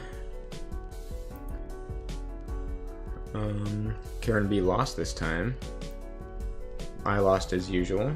Am I probably like the only 0-2 person here so far? I guess this hasn't updated yet, but sure feels like I will be.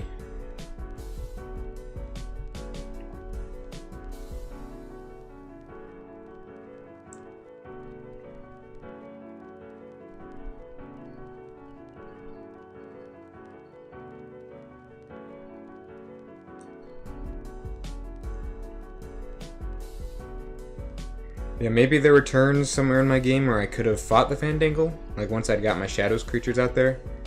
But I feel like even if I had gotten rid of the Fandangle, it would have been a very, like, suboptimal turn. And the opponent still would have just been able to do whatever they wanted, even without Fandangle, so that didn't seem... I don't know, man. That game was really disappointing. I felt pretty confident too. Like this deck is really solid, but it's just not performing the way I want it to. Thankfully, my Grim Reminder has been coming up at the right time, though. That at least has been consistent.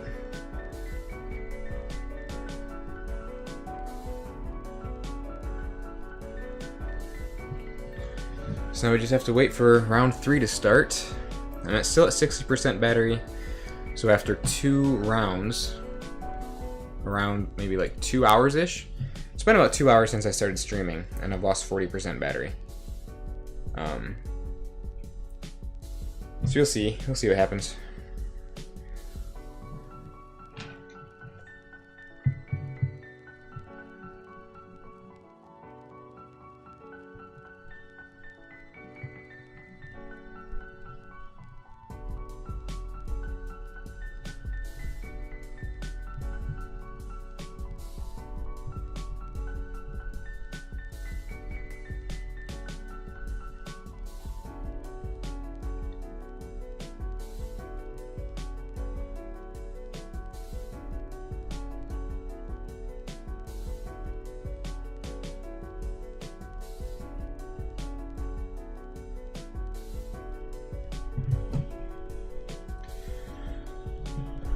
I don't know. What do you guys think that maybe I could have done better for that game?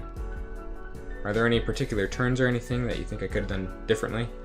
I think in retrospect, I would have held on to that gateway to dis longer, because not having the gateway to dis later in the game was absolutely destructive.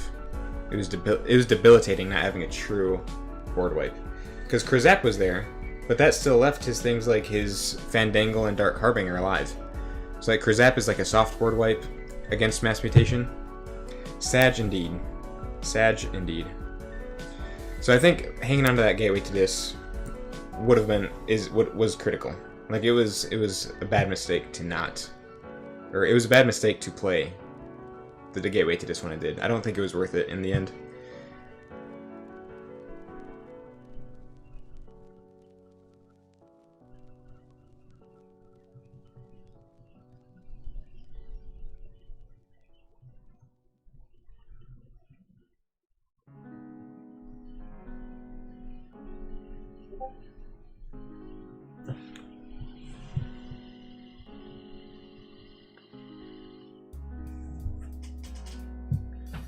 So yeah, there's a 30-minute break after round 3.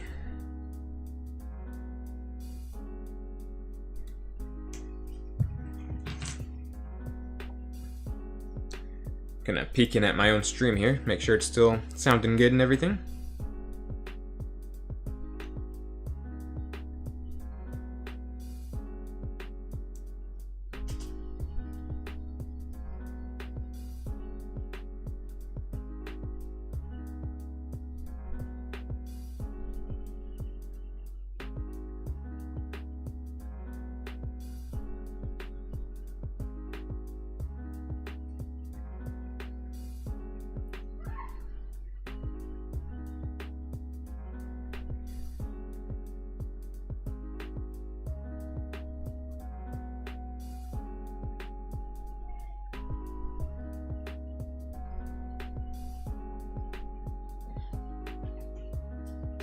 Things are looking good.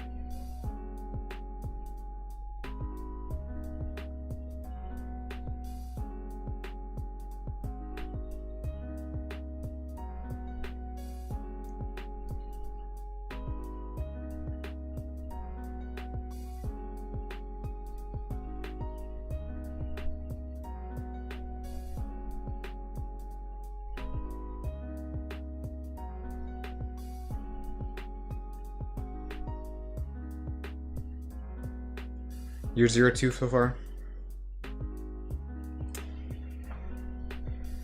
Logan Composer is 0-2 so far. Okay, so I'm not alone at least.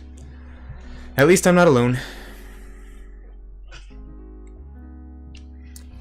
He was patient and built out a nice Untamed turn to follow up the Forge. Had a 5-card archive. Yes, that is very true. He played that very well. That Ultra Gravitron, with the archiving 5 cards, was huge. Such a great card. There's a reason Ultra Gravitron is my favorite of the gigantic creatures, and it's because of that. Again, to archive 5 cards just straight away, to have a massive, like, 11-card hand, for something like that with an Untamed turn later on, is huge. Well played to my opponent.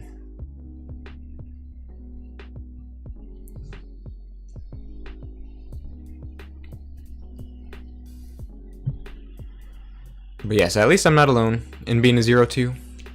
There are people out there suffering with me.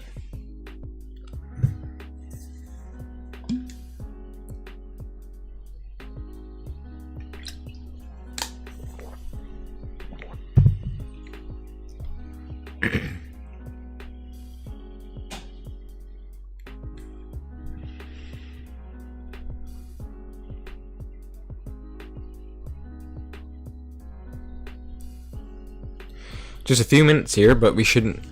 Just a few minutes, and round 3 should be starting up pretty quick here. I wonder who my next opponent will be.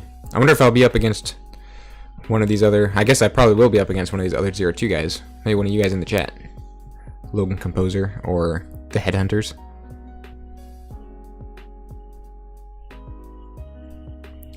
But it looks like some people dropped now that their chances for day 3 are gone.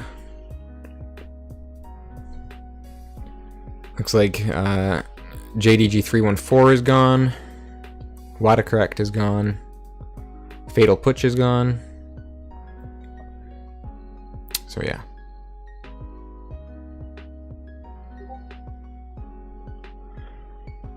Yep, 5 minutes remaining in round 2. Almost time.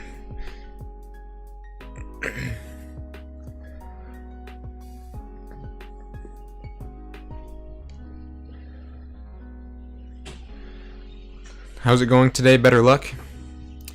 Well, so far, I've had the same record today as I had yesterday, 0-2. So my luck has not been much different. Whereas yesterday, I just got blown out of the water for my first 2 games. This time, I have forged 1 key each game. So that much, at least, is different. But I think these games have been more fun overall. Because I've been having like a good start, like where I get a pretty good lead on my opponent from the beginning, but then I just lose it from there on out and just get comebacked on. They make a great comeback, and I can't do anything about it. So yeah, you got tempted by Bonesaw being ready? I did. I got tempted. I gave in to the temptation of readying Bonesaw. And I think I may have had a creature out there that, like, stole when it got destroyed. I think that was part of it, too. One of my thief creatures.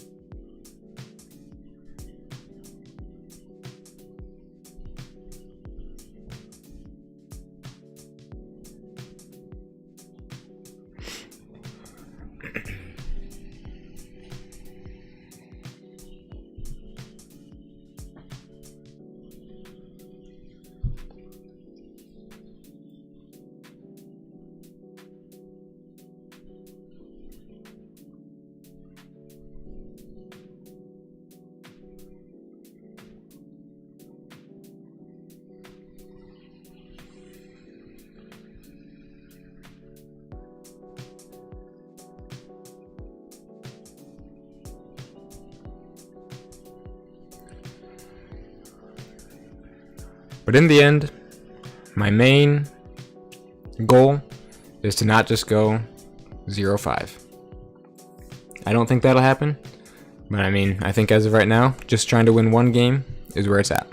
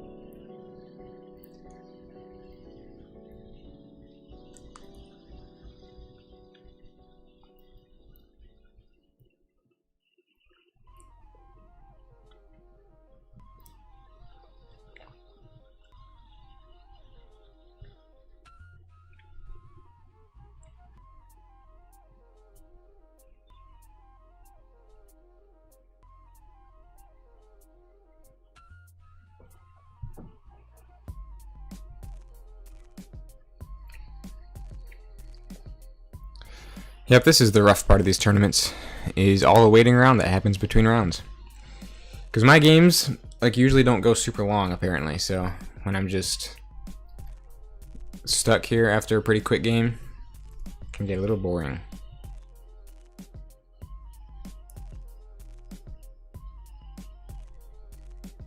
So thanks for bearing with me, guys. Thanks for sticking in for the long haul.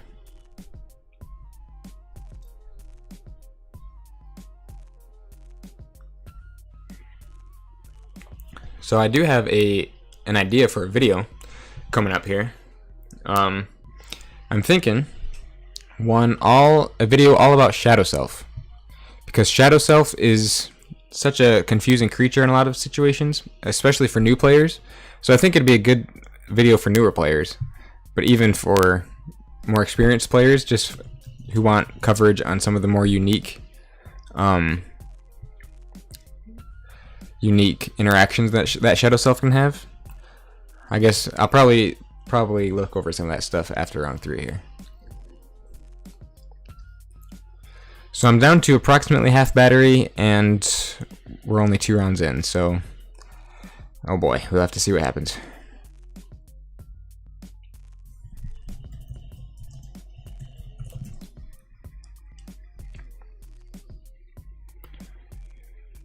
Because if you look at Shadow Self on Archon Arcana, there's like a million like frequently asked question, like rule questions.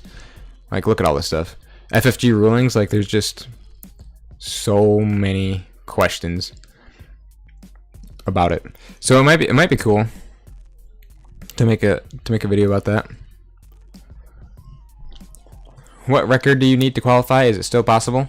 Unfortunately, it's not still possible. I need to win 6 out of my 10 games, and so far I've lost too many to be able to qualify. Because there's only 3 games left, and even if I won all 3 of these games, that would only make a total of 5 games won. So I would have had to win 4 out of my 5 games today in order to qualify.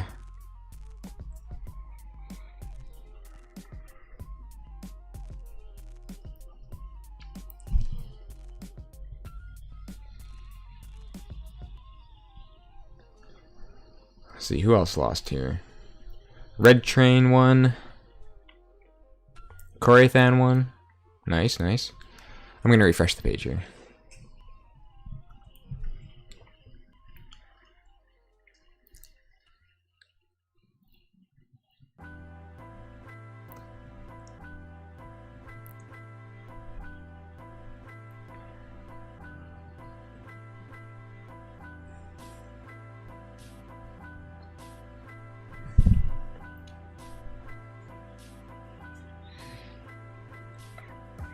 Oh.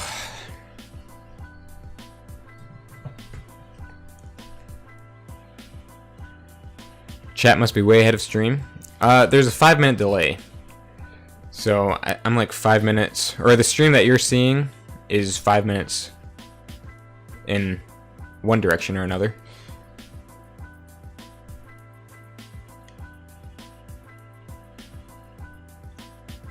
Or what you guys are seeing is 5 minutes behind when you guys are chatting. So you guys will say a chat, and then 5 minutes later, Stream Me will see it.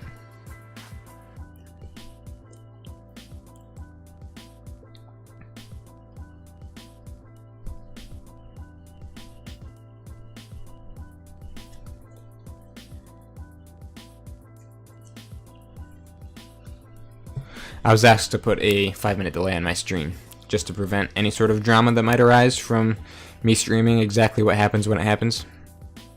Because you never know what people might think.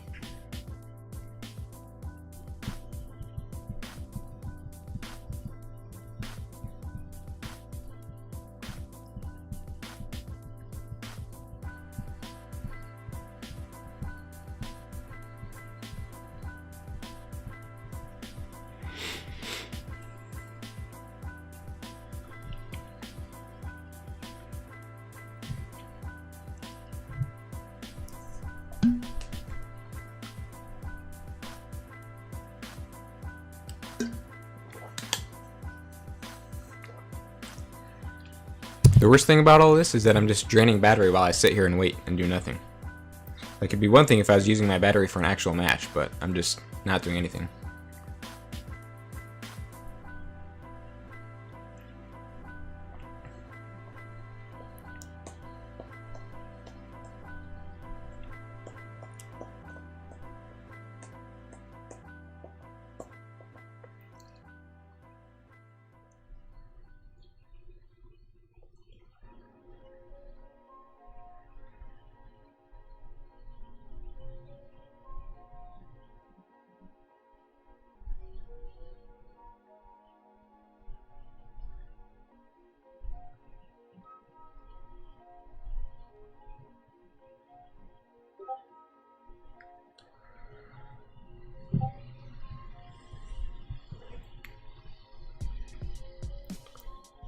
Looks like yours truly is also dropping.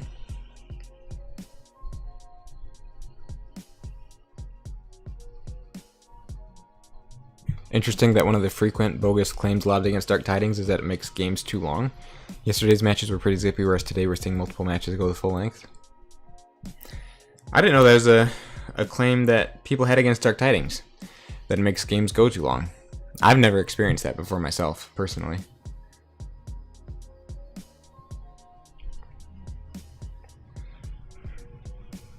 Because, I mean, like, especially today, yeah, the matches went by really fast. And that was all Dark Tidings. And it wasn't, the games weren't that, like, dragged on or anything. Shadow Self Bulwark? Yeah. Stuff like that. Rip battery? I know. This battery's trash. I need to get it replaced, is what needs to happen. I tried to get it replaced before I started streaming yesterday, but I wasn't able to get it done in time, so I just rolled with it. But yeah, I mean, like, even like outside of this tournament playing Dark Tidings, it's like I've never had a Dark Tidings game that just went on forever or anything, or that it felt too long. It just felt like a normal Keyforge game to me.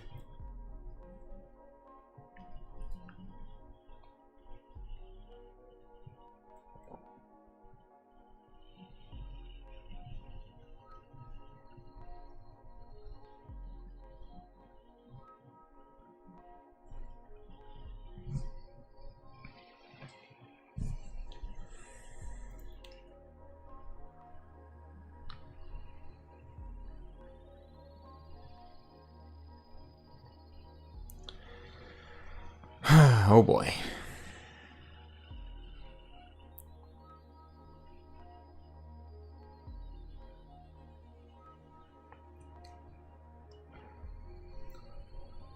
Everyone played Rush or combo Dark Tidings decks. Yeah, there were... Yeah, Rush or combo Dark... Yeah, there were a lot of Rush decks. Interestingly, a lot of the Rush that I saw wasn't in House Untamed. My last couple decks that I played against did have lots of Untamed Rush, but the games before that had Rush in different houses. Like, Sanctum had lots of Rush, with Double Strange Ordination and Cleansing Waves and things like that.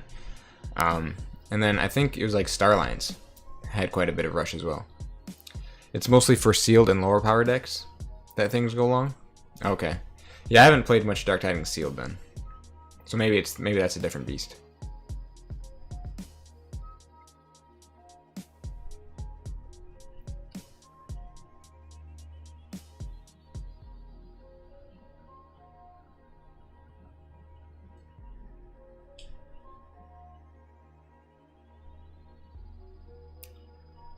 Sealed Dark Tidings always goes to time, especially with newer players. That would make sense. That would make sense for sure. Yeah, I could see Sealed Dark Tidings going pretty long.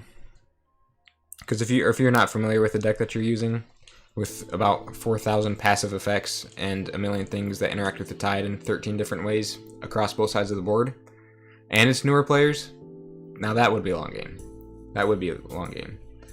But if it's a deck that you know what you're doing with it, like at least halfway decently, and you've been playing the game for a while, I don't think you should go that long.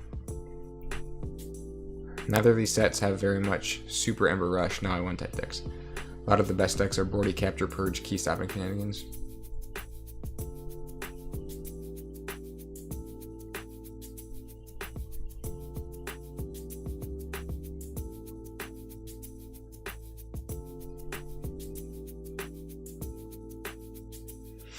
Well, while we are waiting, maybe we could take a look at a couple more decks here.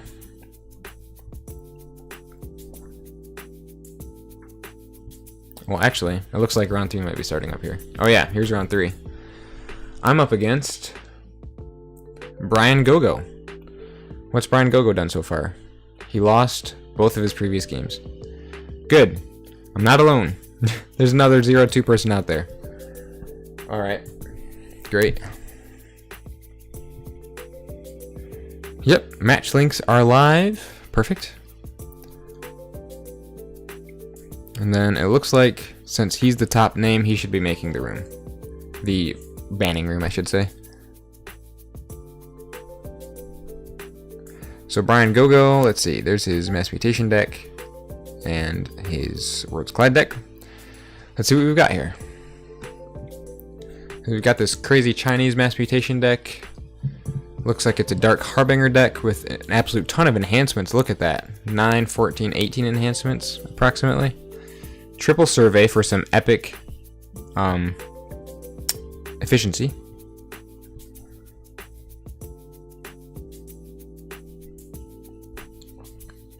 Okay, anyway, let's see.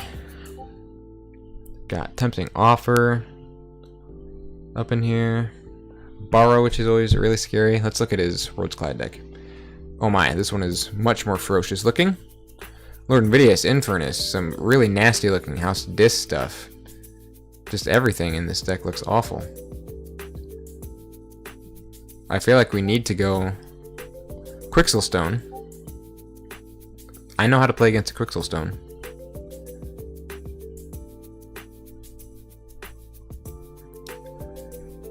Alright, is this guy gonna hook me up with the room or not? Let's go into the match. Maybe he attaches it here.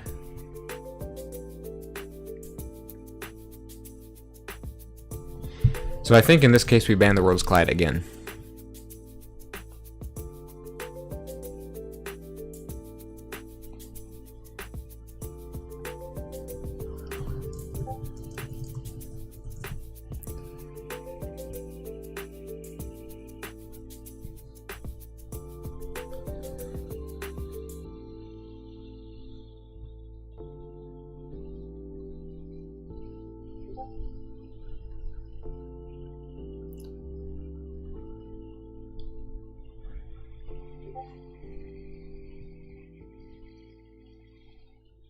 Oh, Brian Gogo left for some reason.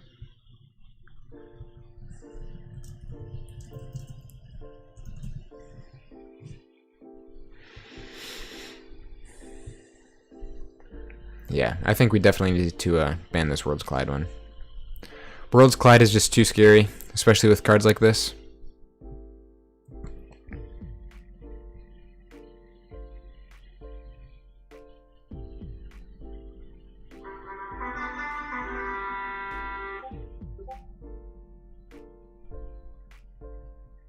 Okay, cool. He's gonna make the room. Maybe he gets that reputation from the Evil Twins making people lose Ember and the Dr. Proctor combo. Unfortunate key, but I don't know. Yeah, maybe. I could see that. There is lots of like Ember destruction in Dark Tidings, I feel like.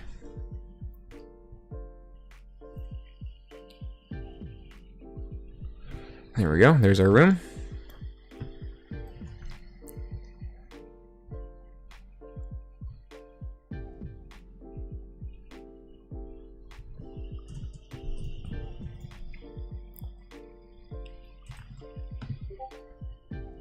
Alright, ban Worlds Collide.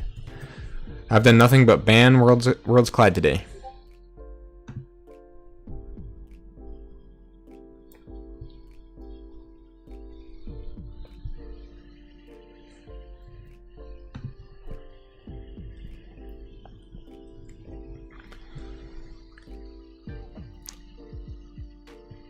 Star Alliance Rush is a thing in Dark Tidings, yes. Unity or Discord is a silly, silly good card. It really is. Stinking Unity or Discord, man. Jeez. That and like Seer Officer Hawkins. I mean, like, put those together, and that's just insane.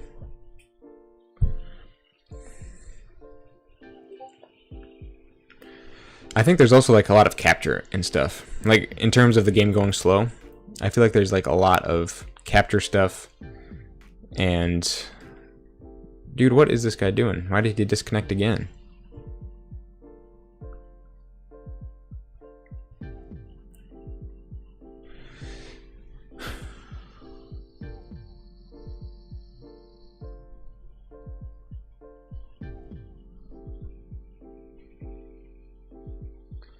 They made their strike.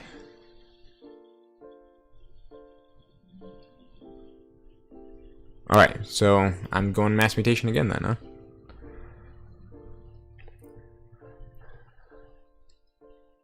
So I said ban Rose Clyde and... okay. Alright. We are playing mass mutation once again.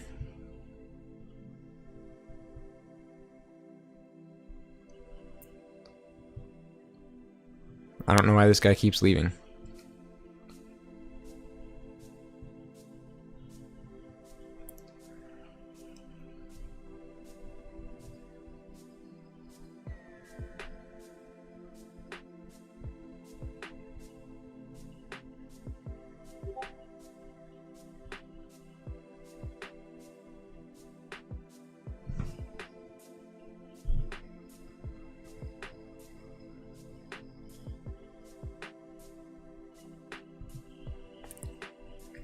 And obviously one of the things that's making this all go longer is this whole stuff with the ban tool.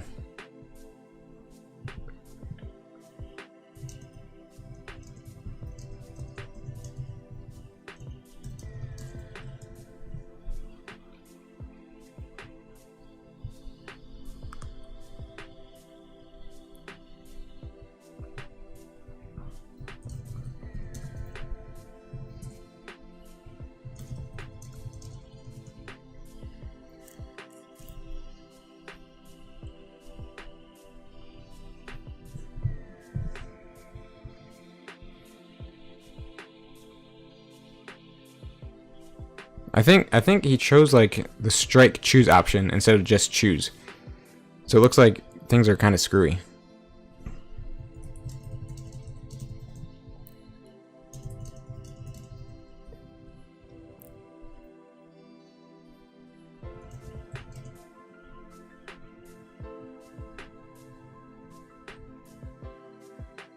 Can you send me a print screen?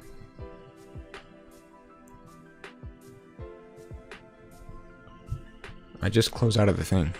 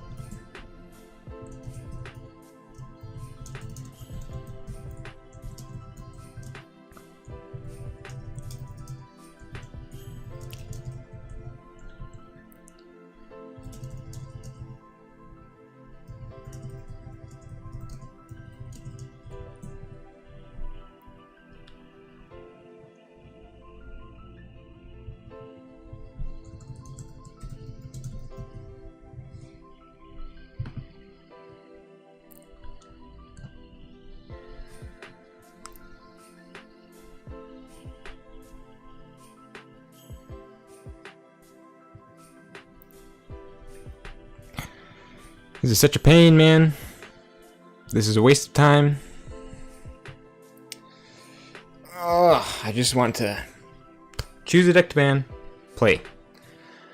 This whole going through the entire like tool, like deck banning tool thing, so annoying sometimes. Oh.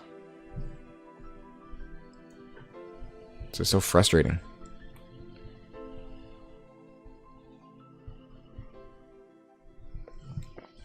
I'm still hoping to pull another Starline's Untamed Logos Dark Tidings deck. That combo has insane potential in every set it's available. Oh yeah. So true. Dark Tidings with Starline's Untamed and Logos is phenomenal. I love that they reprinted Phase Shift from Call of the Archons in Dark Tidings, because that adds so much more. Only pulled one deck so far in all of my Worlds Collide through Dark Tidings purchases with that combo in it. It's got silly house cheating, but it's not competitive. Oh, yeah. House cheating is fun. Even in casual, I think it's pretty fun too. If you've got the good stuff, though. Now what's this guy doing? Okay. So, I chose Ban Worlds Collide. He chose Ban Mass Mutation. So I am playing Worlds Collide. Okay.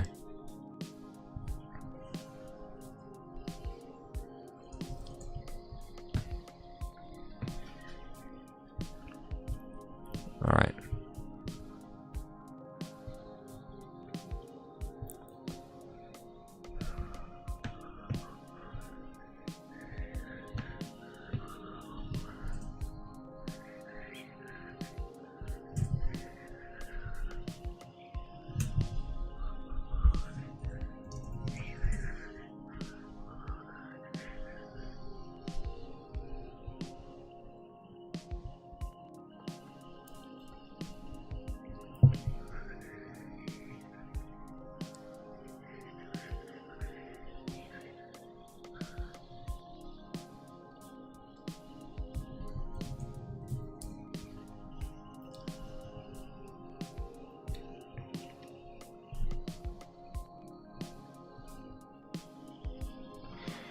I wonder if he brought this like 70 SAS Mass Mutation deck as like bait.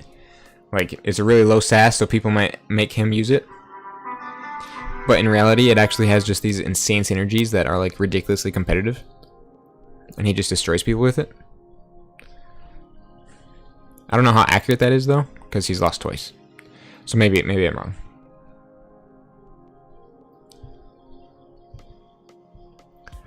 Okay. Why does he keep disconnecting? Oh my gosh, please.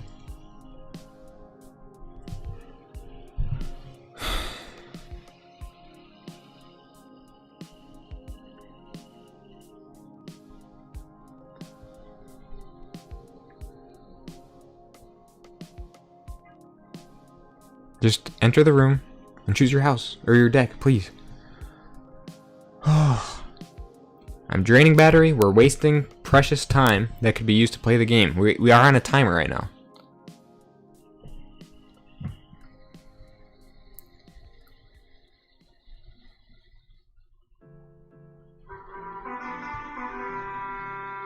I do need to choose my deck though. The correct deck. Because he banned my Mass Mutation, correct? Yeah, he chose ban my Mass Mutation. Okay. Okay, at last, we're into the game for round 3.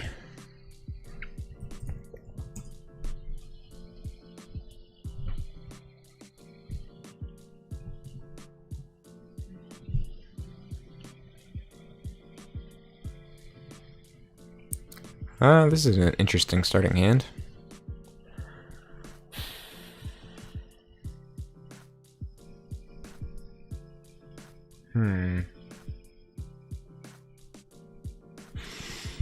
I don't know about this. Like, it's nice to have so much Untamed in my hand, but it's just not the cards I want at the moment. Especially one of my only board wipes. And he disconnected again. Okay, he's back. I'm gonna mulligan. Okay, that's not too bad. Like, I got the early Ronnie wrist clocks, but I can Chimera Eclipse him back into my deck.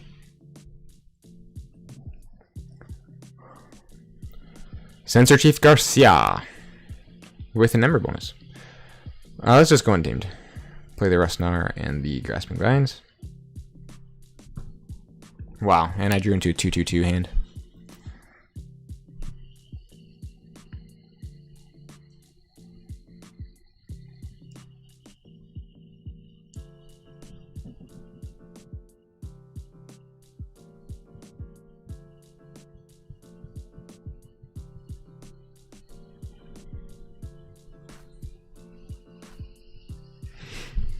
Alright, let's go Shadows. Play the Ronnie Wrist Clocks and Kymor.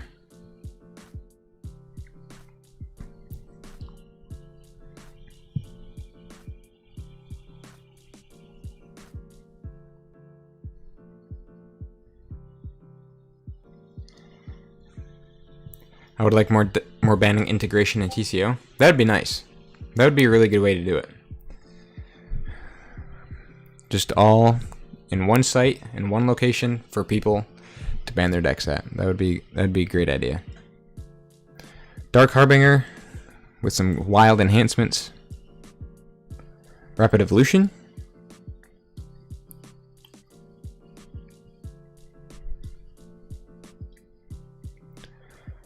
I also have that Mimicry, which is nice.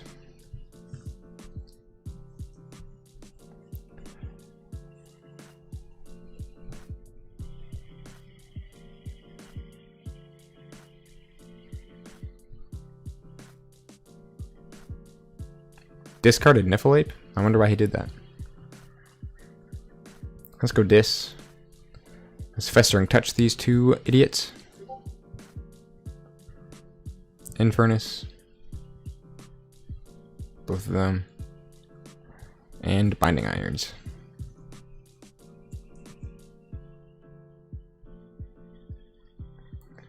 So that's pretty solid Shadows. Now I know not to put stupid Breaker Hill next to Yantzee Gang. So if Infernus survives, then I'll probably put Breaker Hill on the side of Infernus there. And there's the old Quixel Stone. Thank goodness I have an absolute ton of artifact control. And I still have all of it coming up, essentially.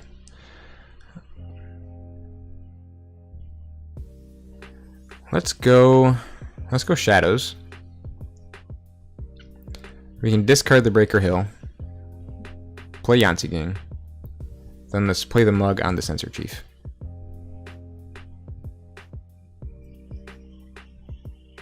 Now I've got a pretty solid Untamed turn. If I need to get rid of the Quixel Stone, then I can with the Grasping Vines. So far there's only the Hadron Collision for me to mimic with Mimicry. Playing IRL is a bit better for that reason anymore. Yeah, 100%. Oh, the Master Plan. I will definitely put that back in your hand with Grasping Vines, sir. Booby Trap. Okay. Wow, I don't know how he bursted up to that much Ember so quickly. Let's go Untamed.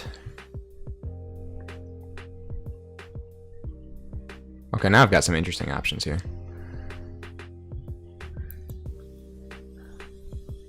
Let's play Deepwood Druid to heal my Infernus. Play the Grasping Vines on both of those. Play the Pose Pixies. And then Mimicry for... We could do the Tempting Offer, but that Censor Chief does have a bonus Ember on it. So I think we do the Hadron Collision to kill the Dark Harbinger.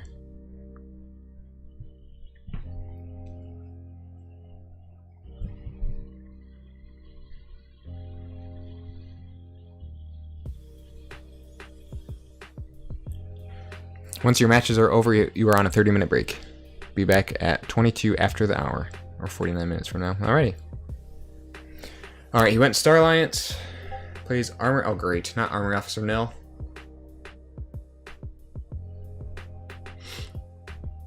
And another upgrade on Censor Chief. Plays Survey.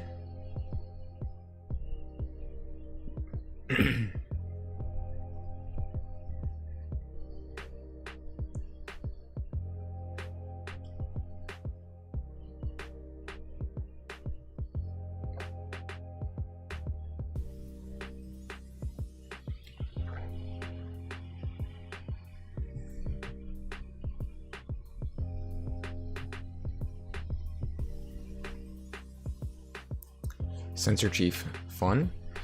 At least he can't take any of my Ember with the Pose Pixies out and about. Okay, so let's go Shadows for sure. Destroy the Quixel Stone. Play the Yantzee Gang and the Hugger Mugger. And call it a day right there. Ooh. Got a couple infurnaces in hand. That's what we like to see.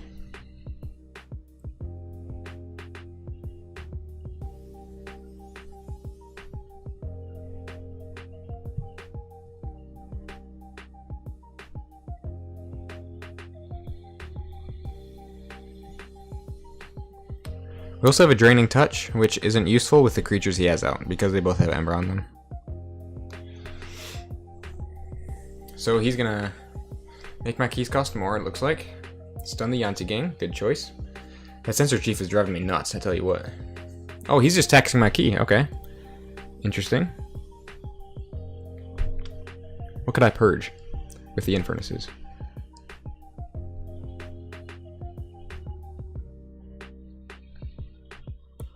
Look at that Gamgee. Double damage, double draw. 4 enhancements on that guy. That is insanity. Let me take a screenshot of that real quick. That is so cool. Wow. The quadruple enhancement Gamgee. Anyway, yeah, I say we probably just go Dis right here. Unfortunately, that Draining Touch is not helpful. It's also kind of a shame to lose all my Infurnaces right now as well. Is there a better play I might have? Not really. Maybe I just hold on to one of these Infurnaces though for later. Because last time I made the critical error of not holding on to my gateway to Dis. So this time let's just hang on to one of these Infurnaces. Definitely purge that Gamgee. And let's hit the Quixel Stone as well.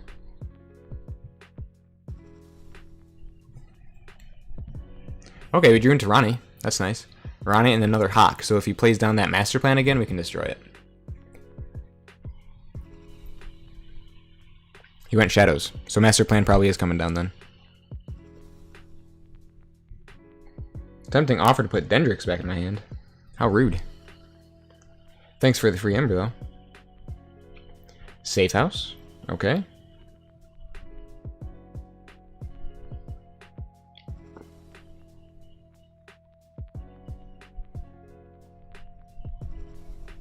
There's the Master Plan.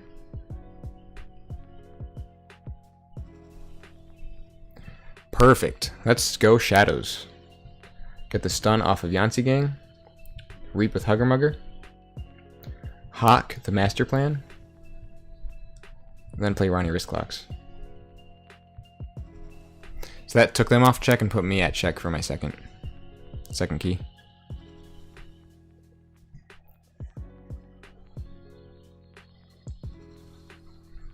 And he has to do something about that post Pixies if he wants me to ever do anything with my Ember other than lose it. And by that I mean if he wants to steal or capture it. And I have a solid Dis turn coming up if he doesn't kill my Infurnaces. It would still be pretty solid even if he did, but not nearly as potent, I don't think.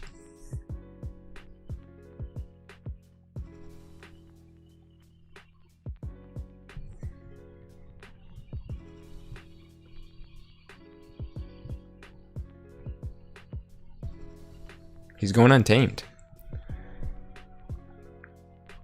Probably a big Dark Harbinger turn. His Dark Harbinger is dead already, so never mind.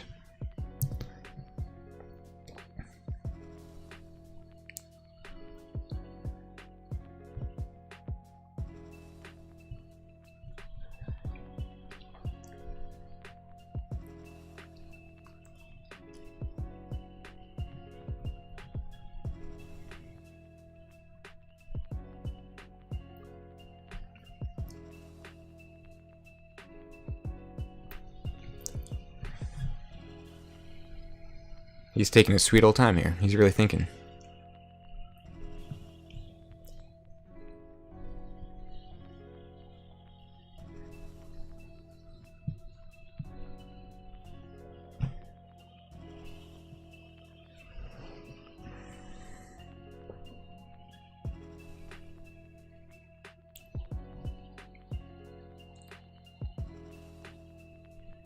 Okay, he's thinking.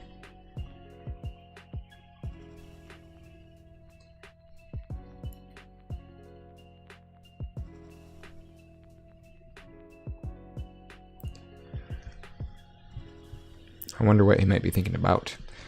The only untamed card that he's lost so far is the Dark Harbinger and Rapid Evolution and Niffleape. So what else could he maybe do? There's a Savage Clash that he could play. The Resurgence. He has 2 Resurgences. That's disgusting. I don't like to see that at all. And it looks like the only way he'd be able to stop me in Untamed is with the Capture Bonus icon.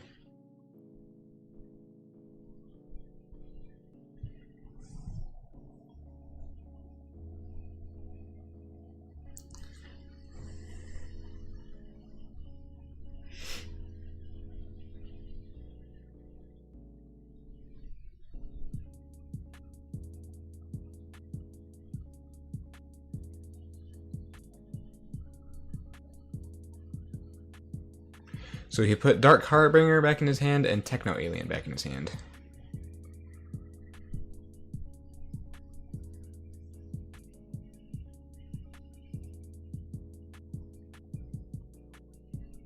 Yep, there's a Savage Clash. Okay. The Capture Bonus icon just put me back to 6 because Sensor Chief had an Ember. Song of the Wild. Oh. No. Oh my gosh, and the Wild Bounty, what is going on? What the heck just happened? How is he getting all this Ember right now? Oh geez, it's over. That was the most ridiculous burst turn I've ever seen. Well. Yeah, he must have... That was insane. That was a huge burst. Huge burst right there. The power of Mass Mutation Untamed, actually. That's crazy. He set that up perfectly somehow. The most I can do is bring him down by like 2 Ember, it looks like. I could take his Wild Bounty and his Sensor Chief, maybe. Or his Master Plan and Tempting Offer. But I don't think there's any bringing this one back. Unless I draw into some really stellar Untamed stuff. Because, alright, so there is that chance, at least. So let's go Dis. Honestly, I don't really know if there's a chance in that or not, but we can try. That, and the Infernus. So we can at least hit... We should probably hit a Wild Bounty. And a Master Plan? Let's just go with that for now. So if I can draw into some stellar Untamed, then I might be able to pull off a key charge for the win.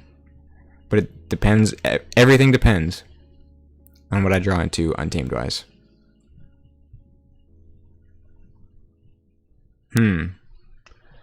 Doesn't seem like enough to me.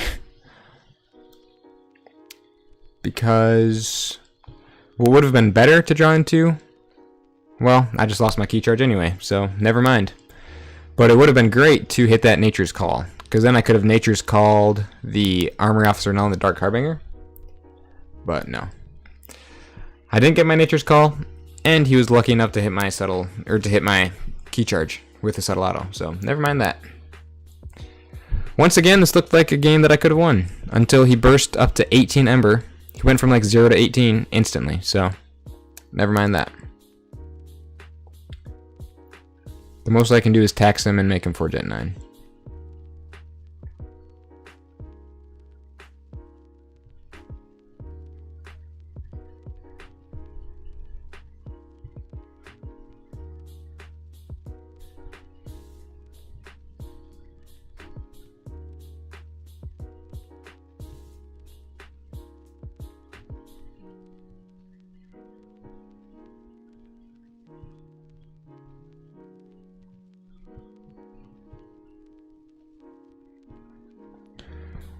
Well, that was a closer game at least. Forged 2 keys that time.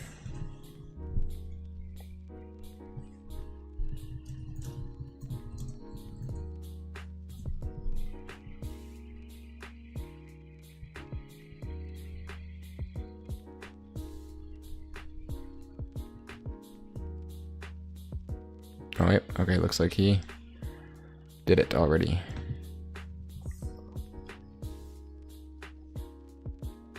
Alright, well now I'm 0-3.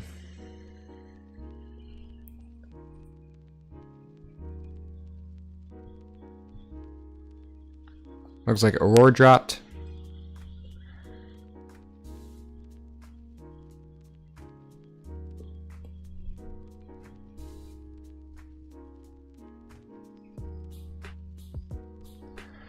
Alright, so I am at 43% battery, and we still have 2 rounds and a 30-minute break left. So that's not quite half battery.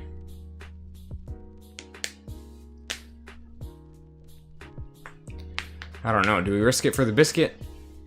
Or do we stop the stream here, take a 30-minute break, and then come back with a more charged computer? I'm leaning towards we end the stream here and come back with a more charged computer. With a little more charge. Rather than risk it, you know? I mean, especially since there's still 15 minutes left in round 3. So that's like 45 minutes worth of just sitting here and having my battery drain.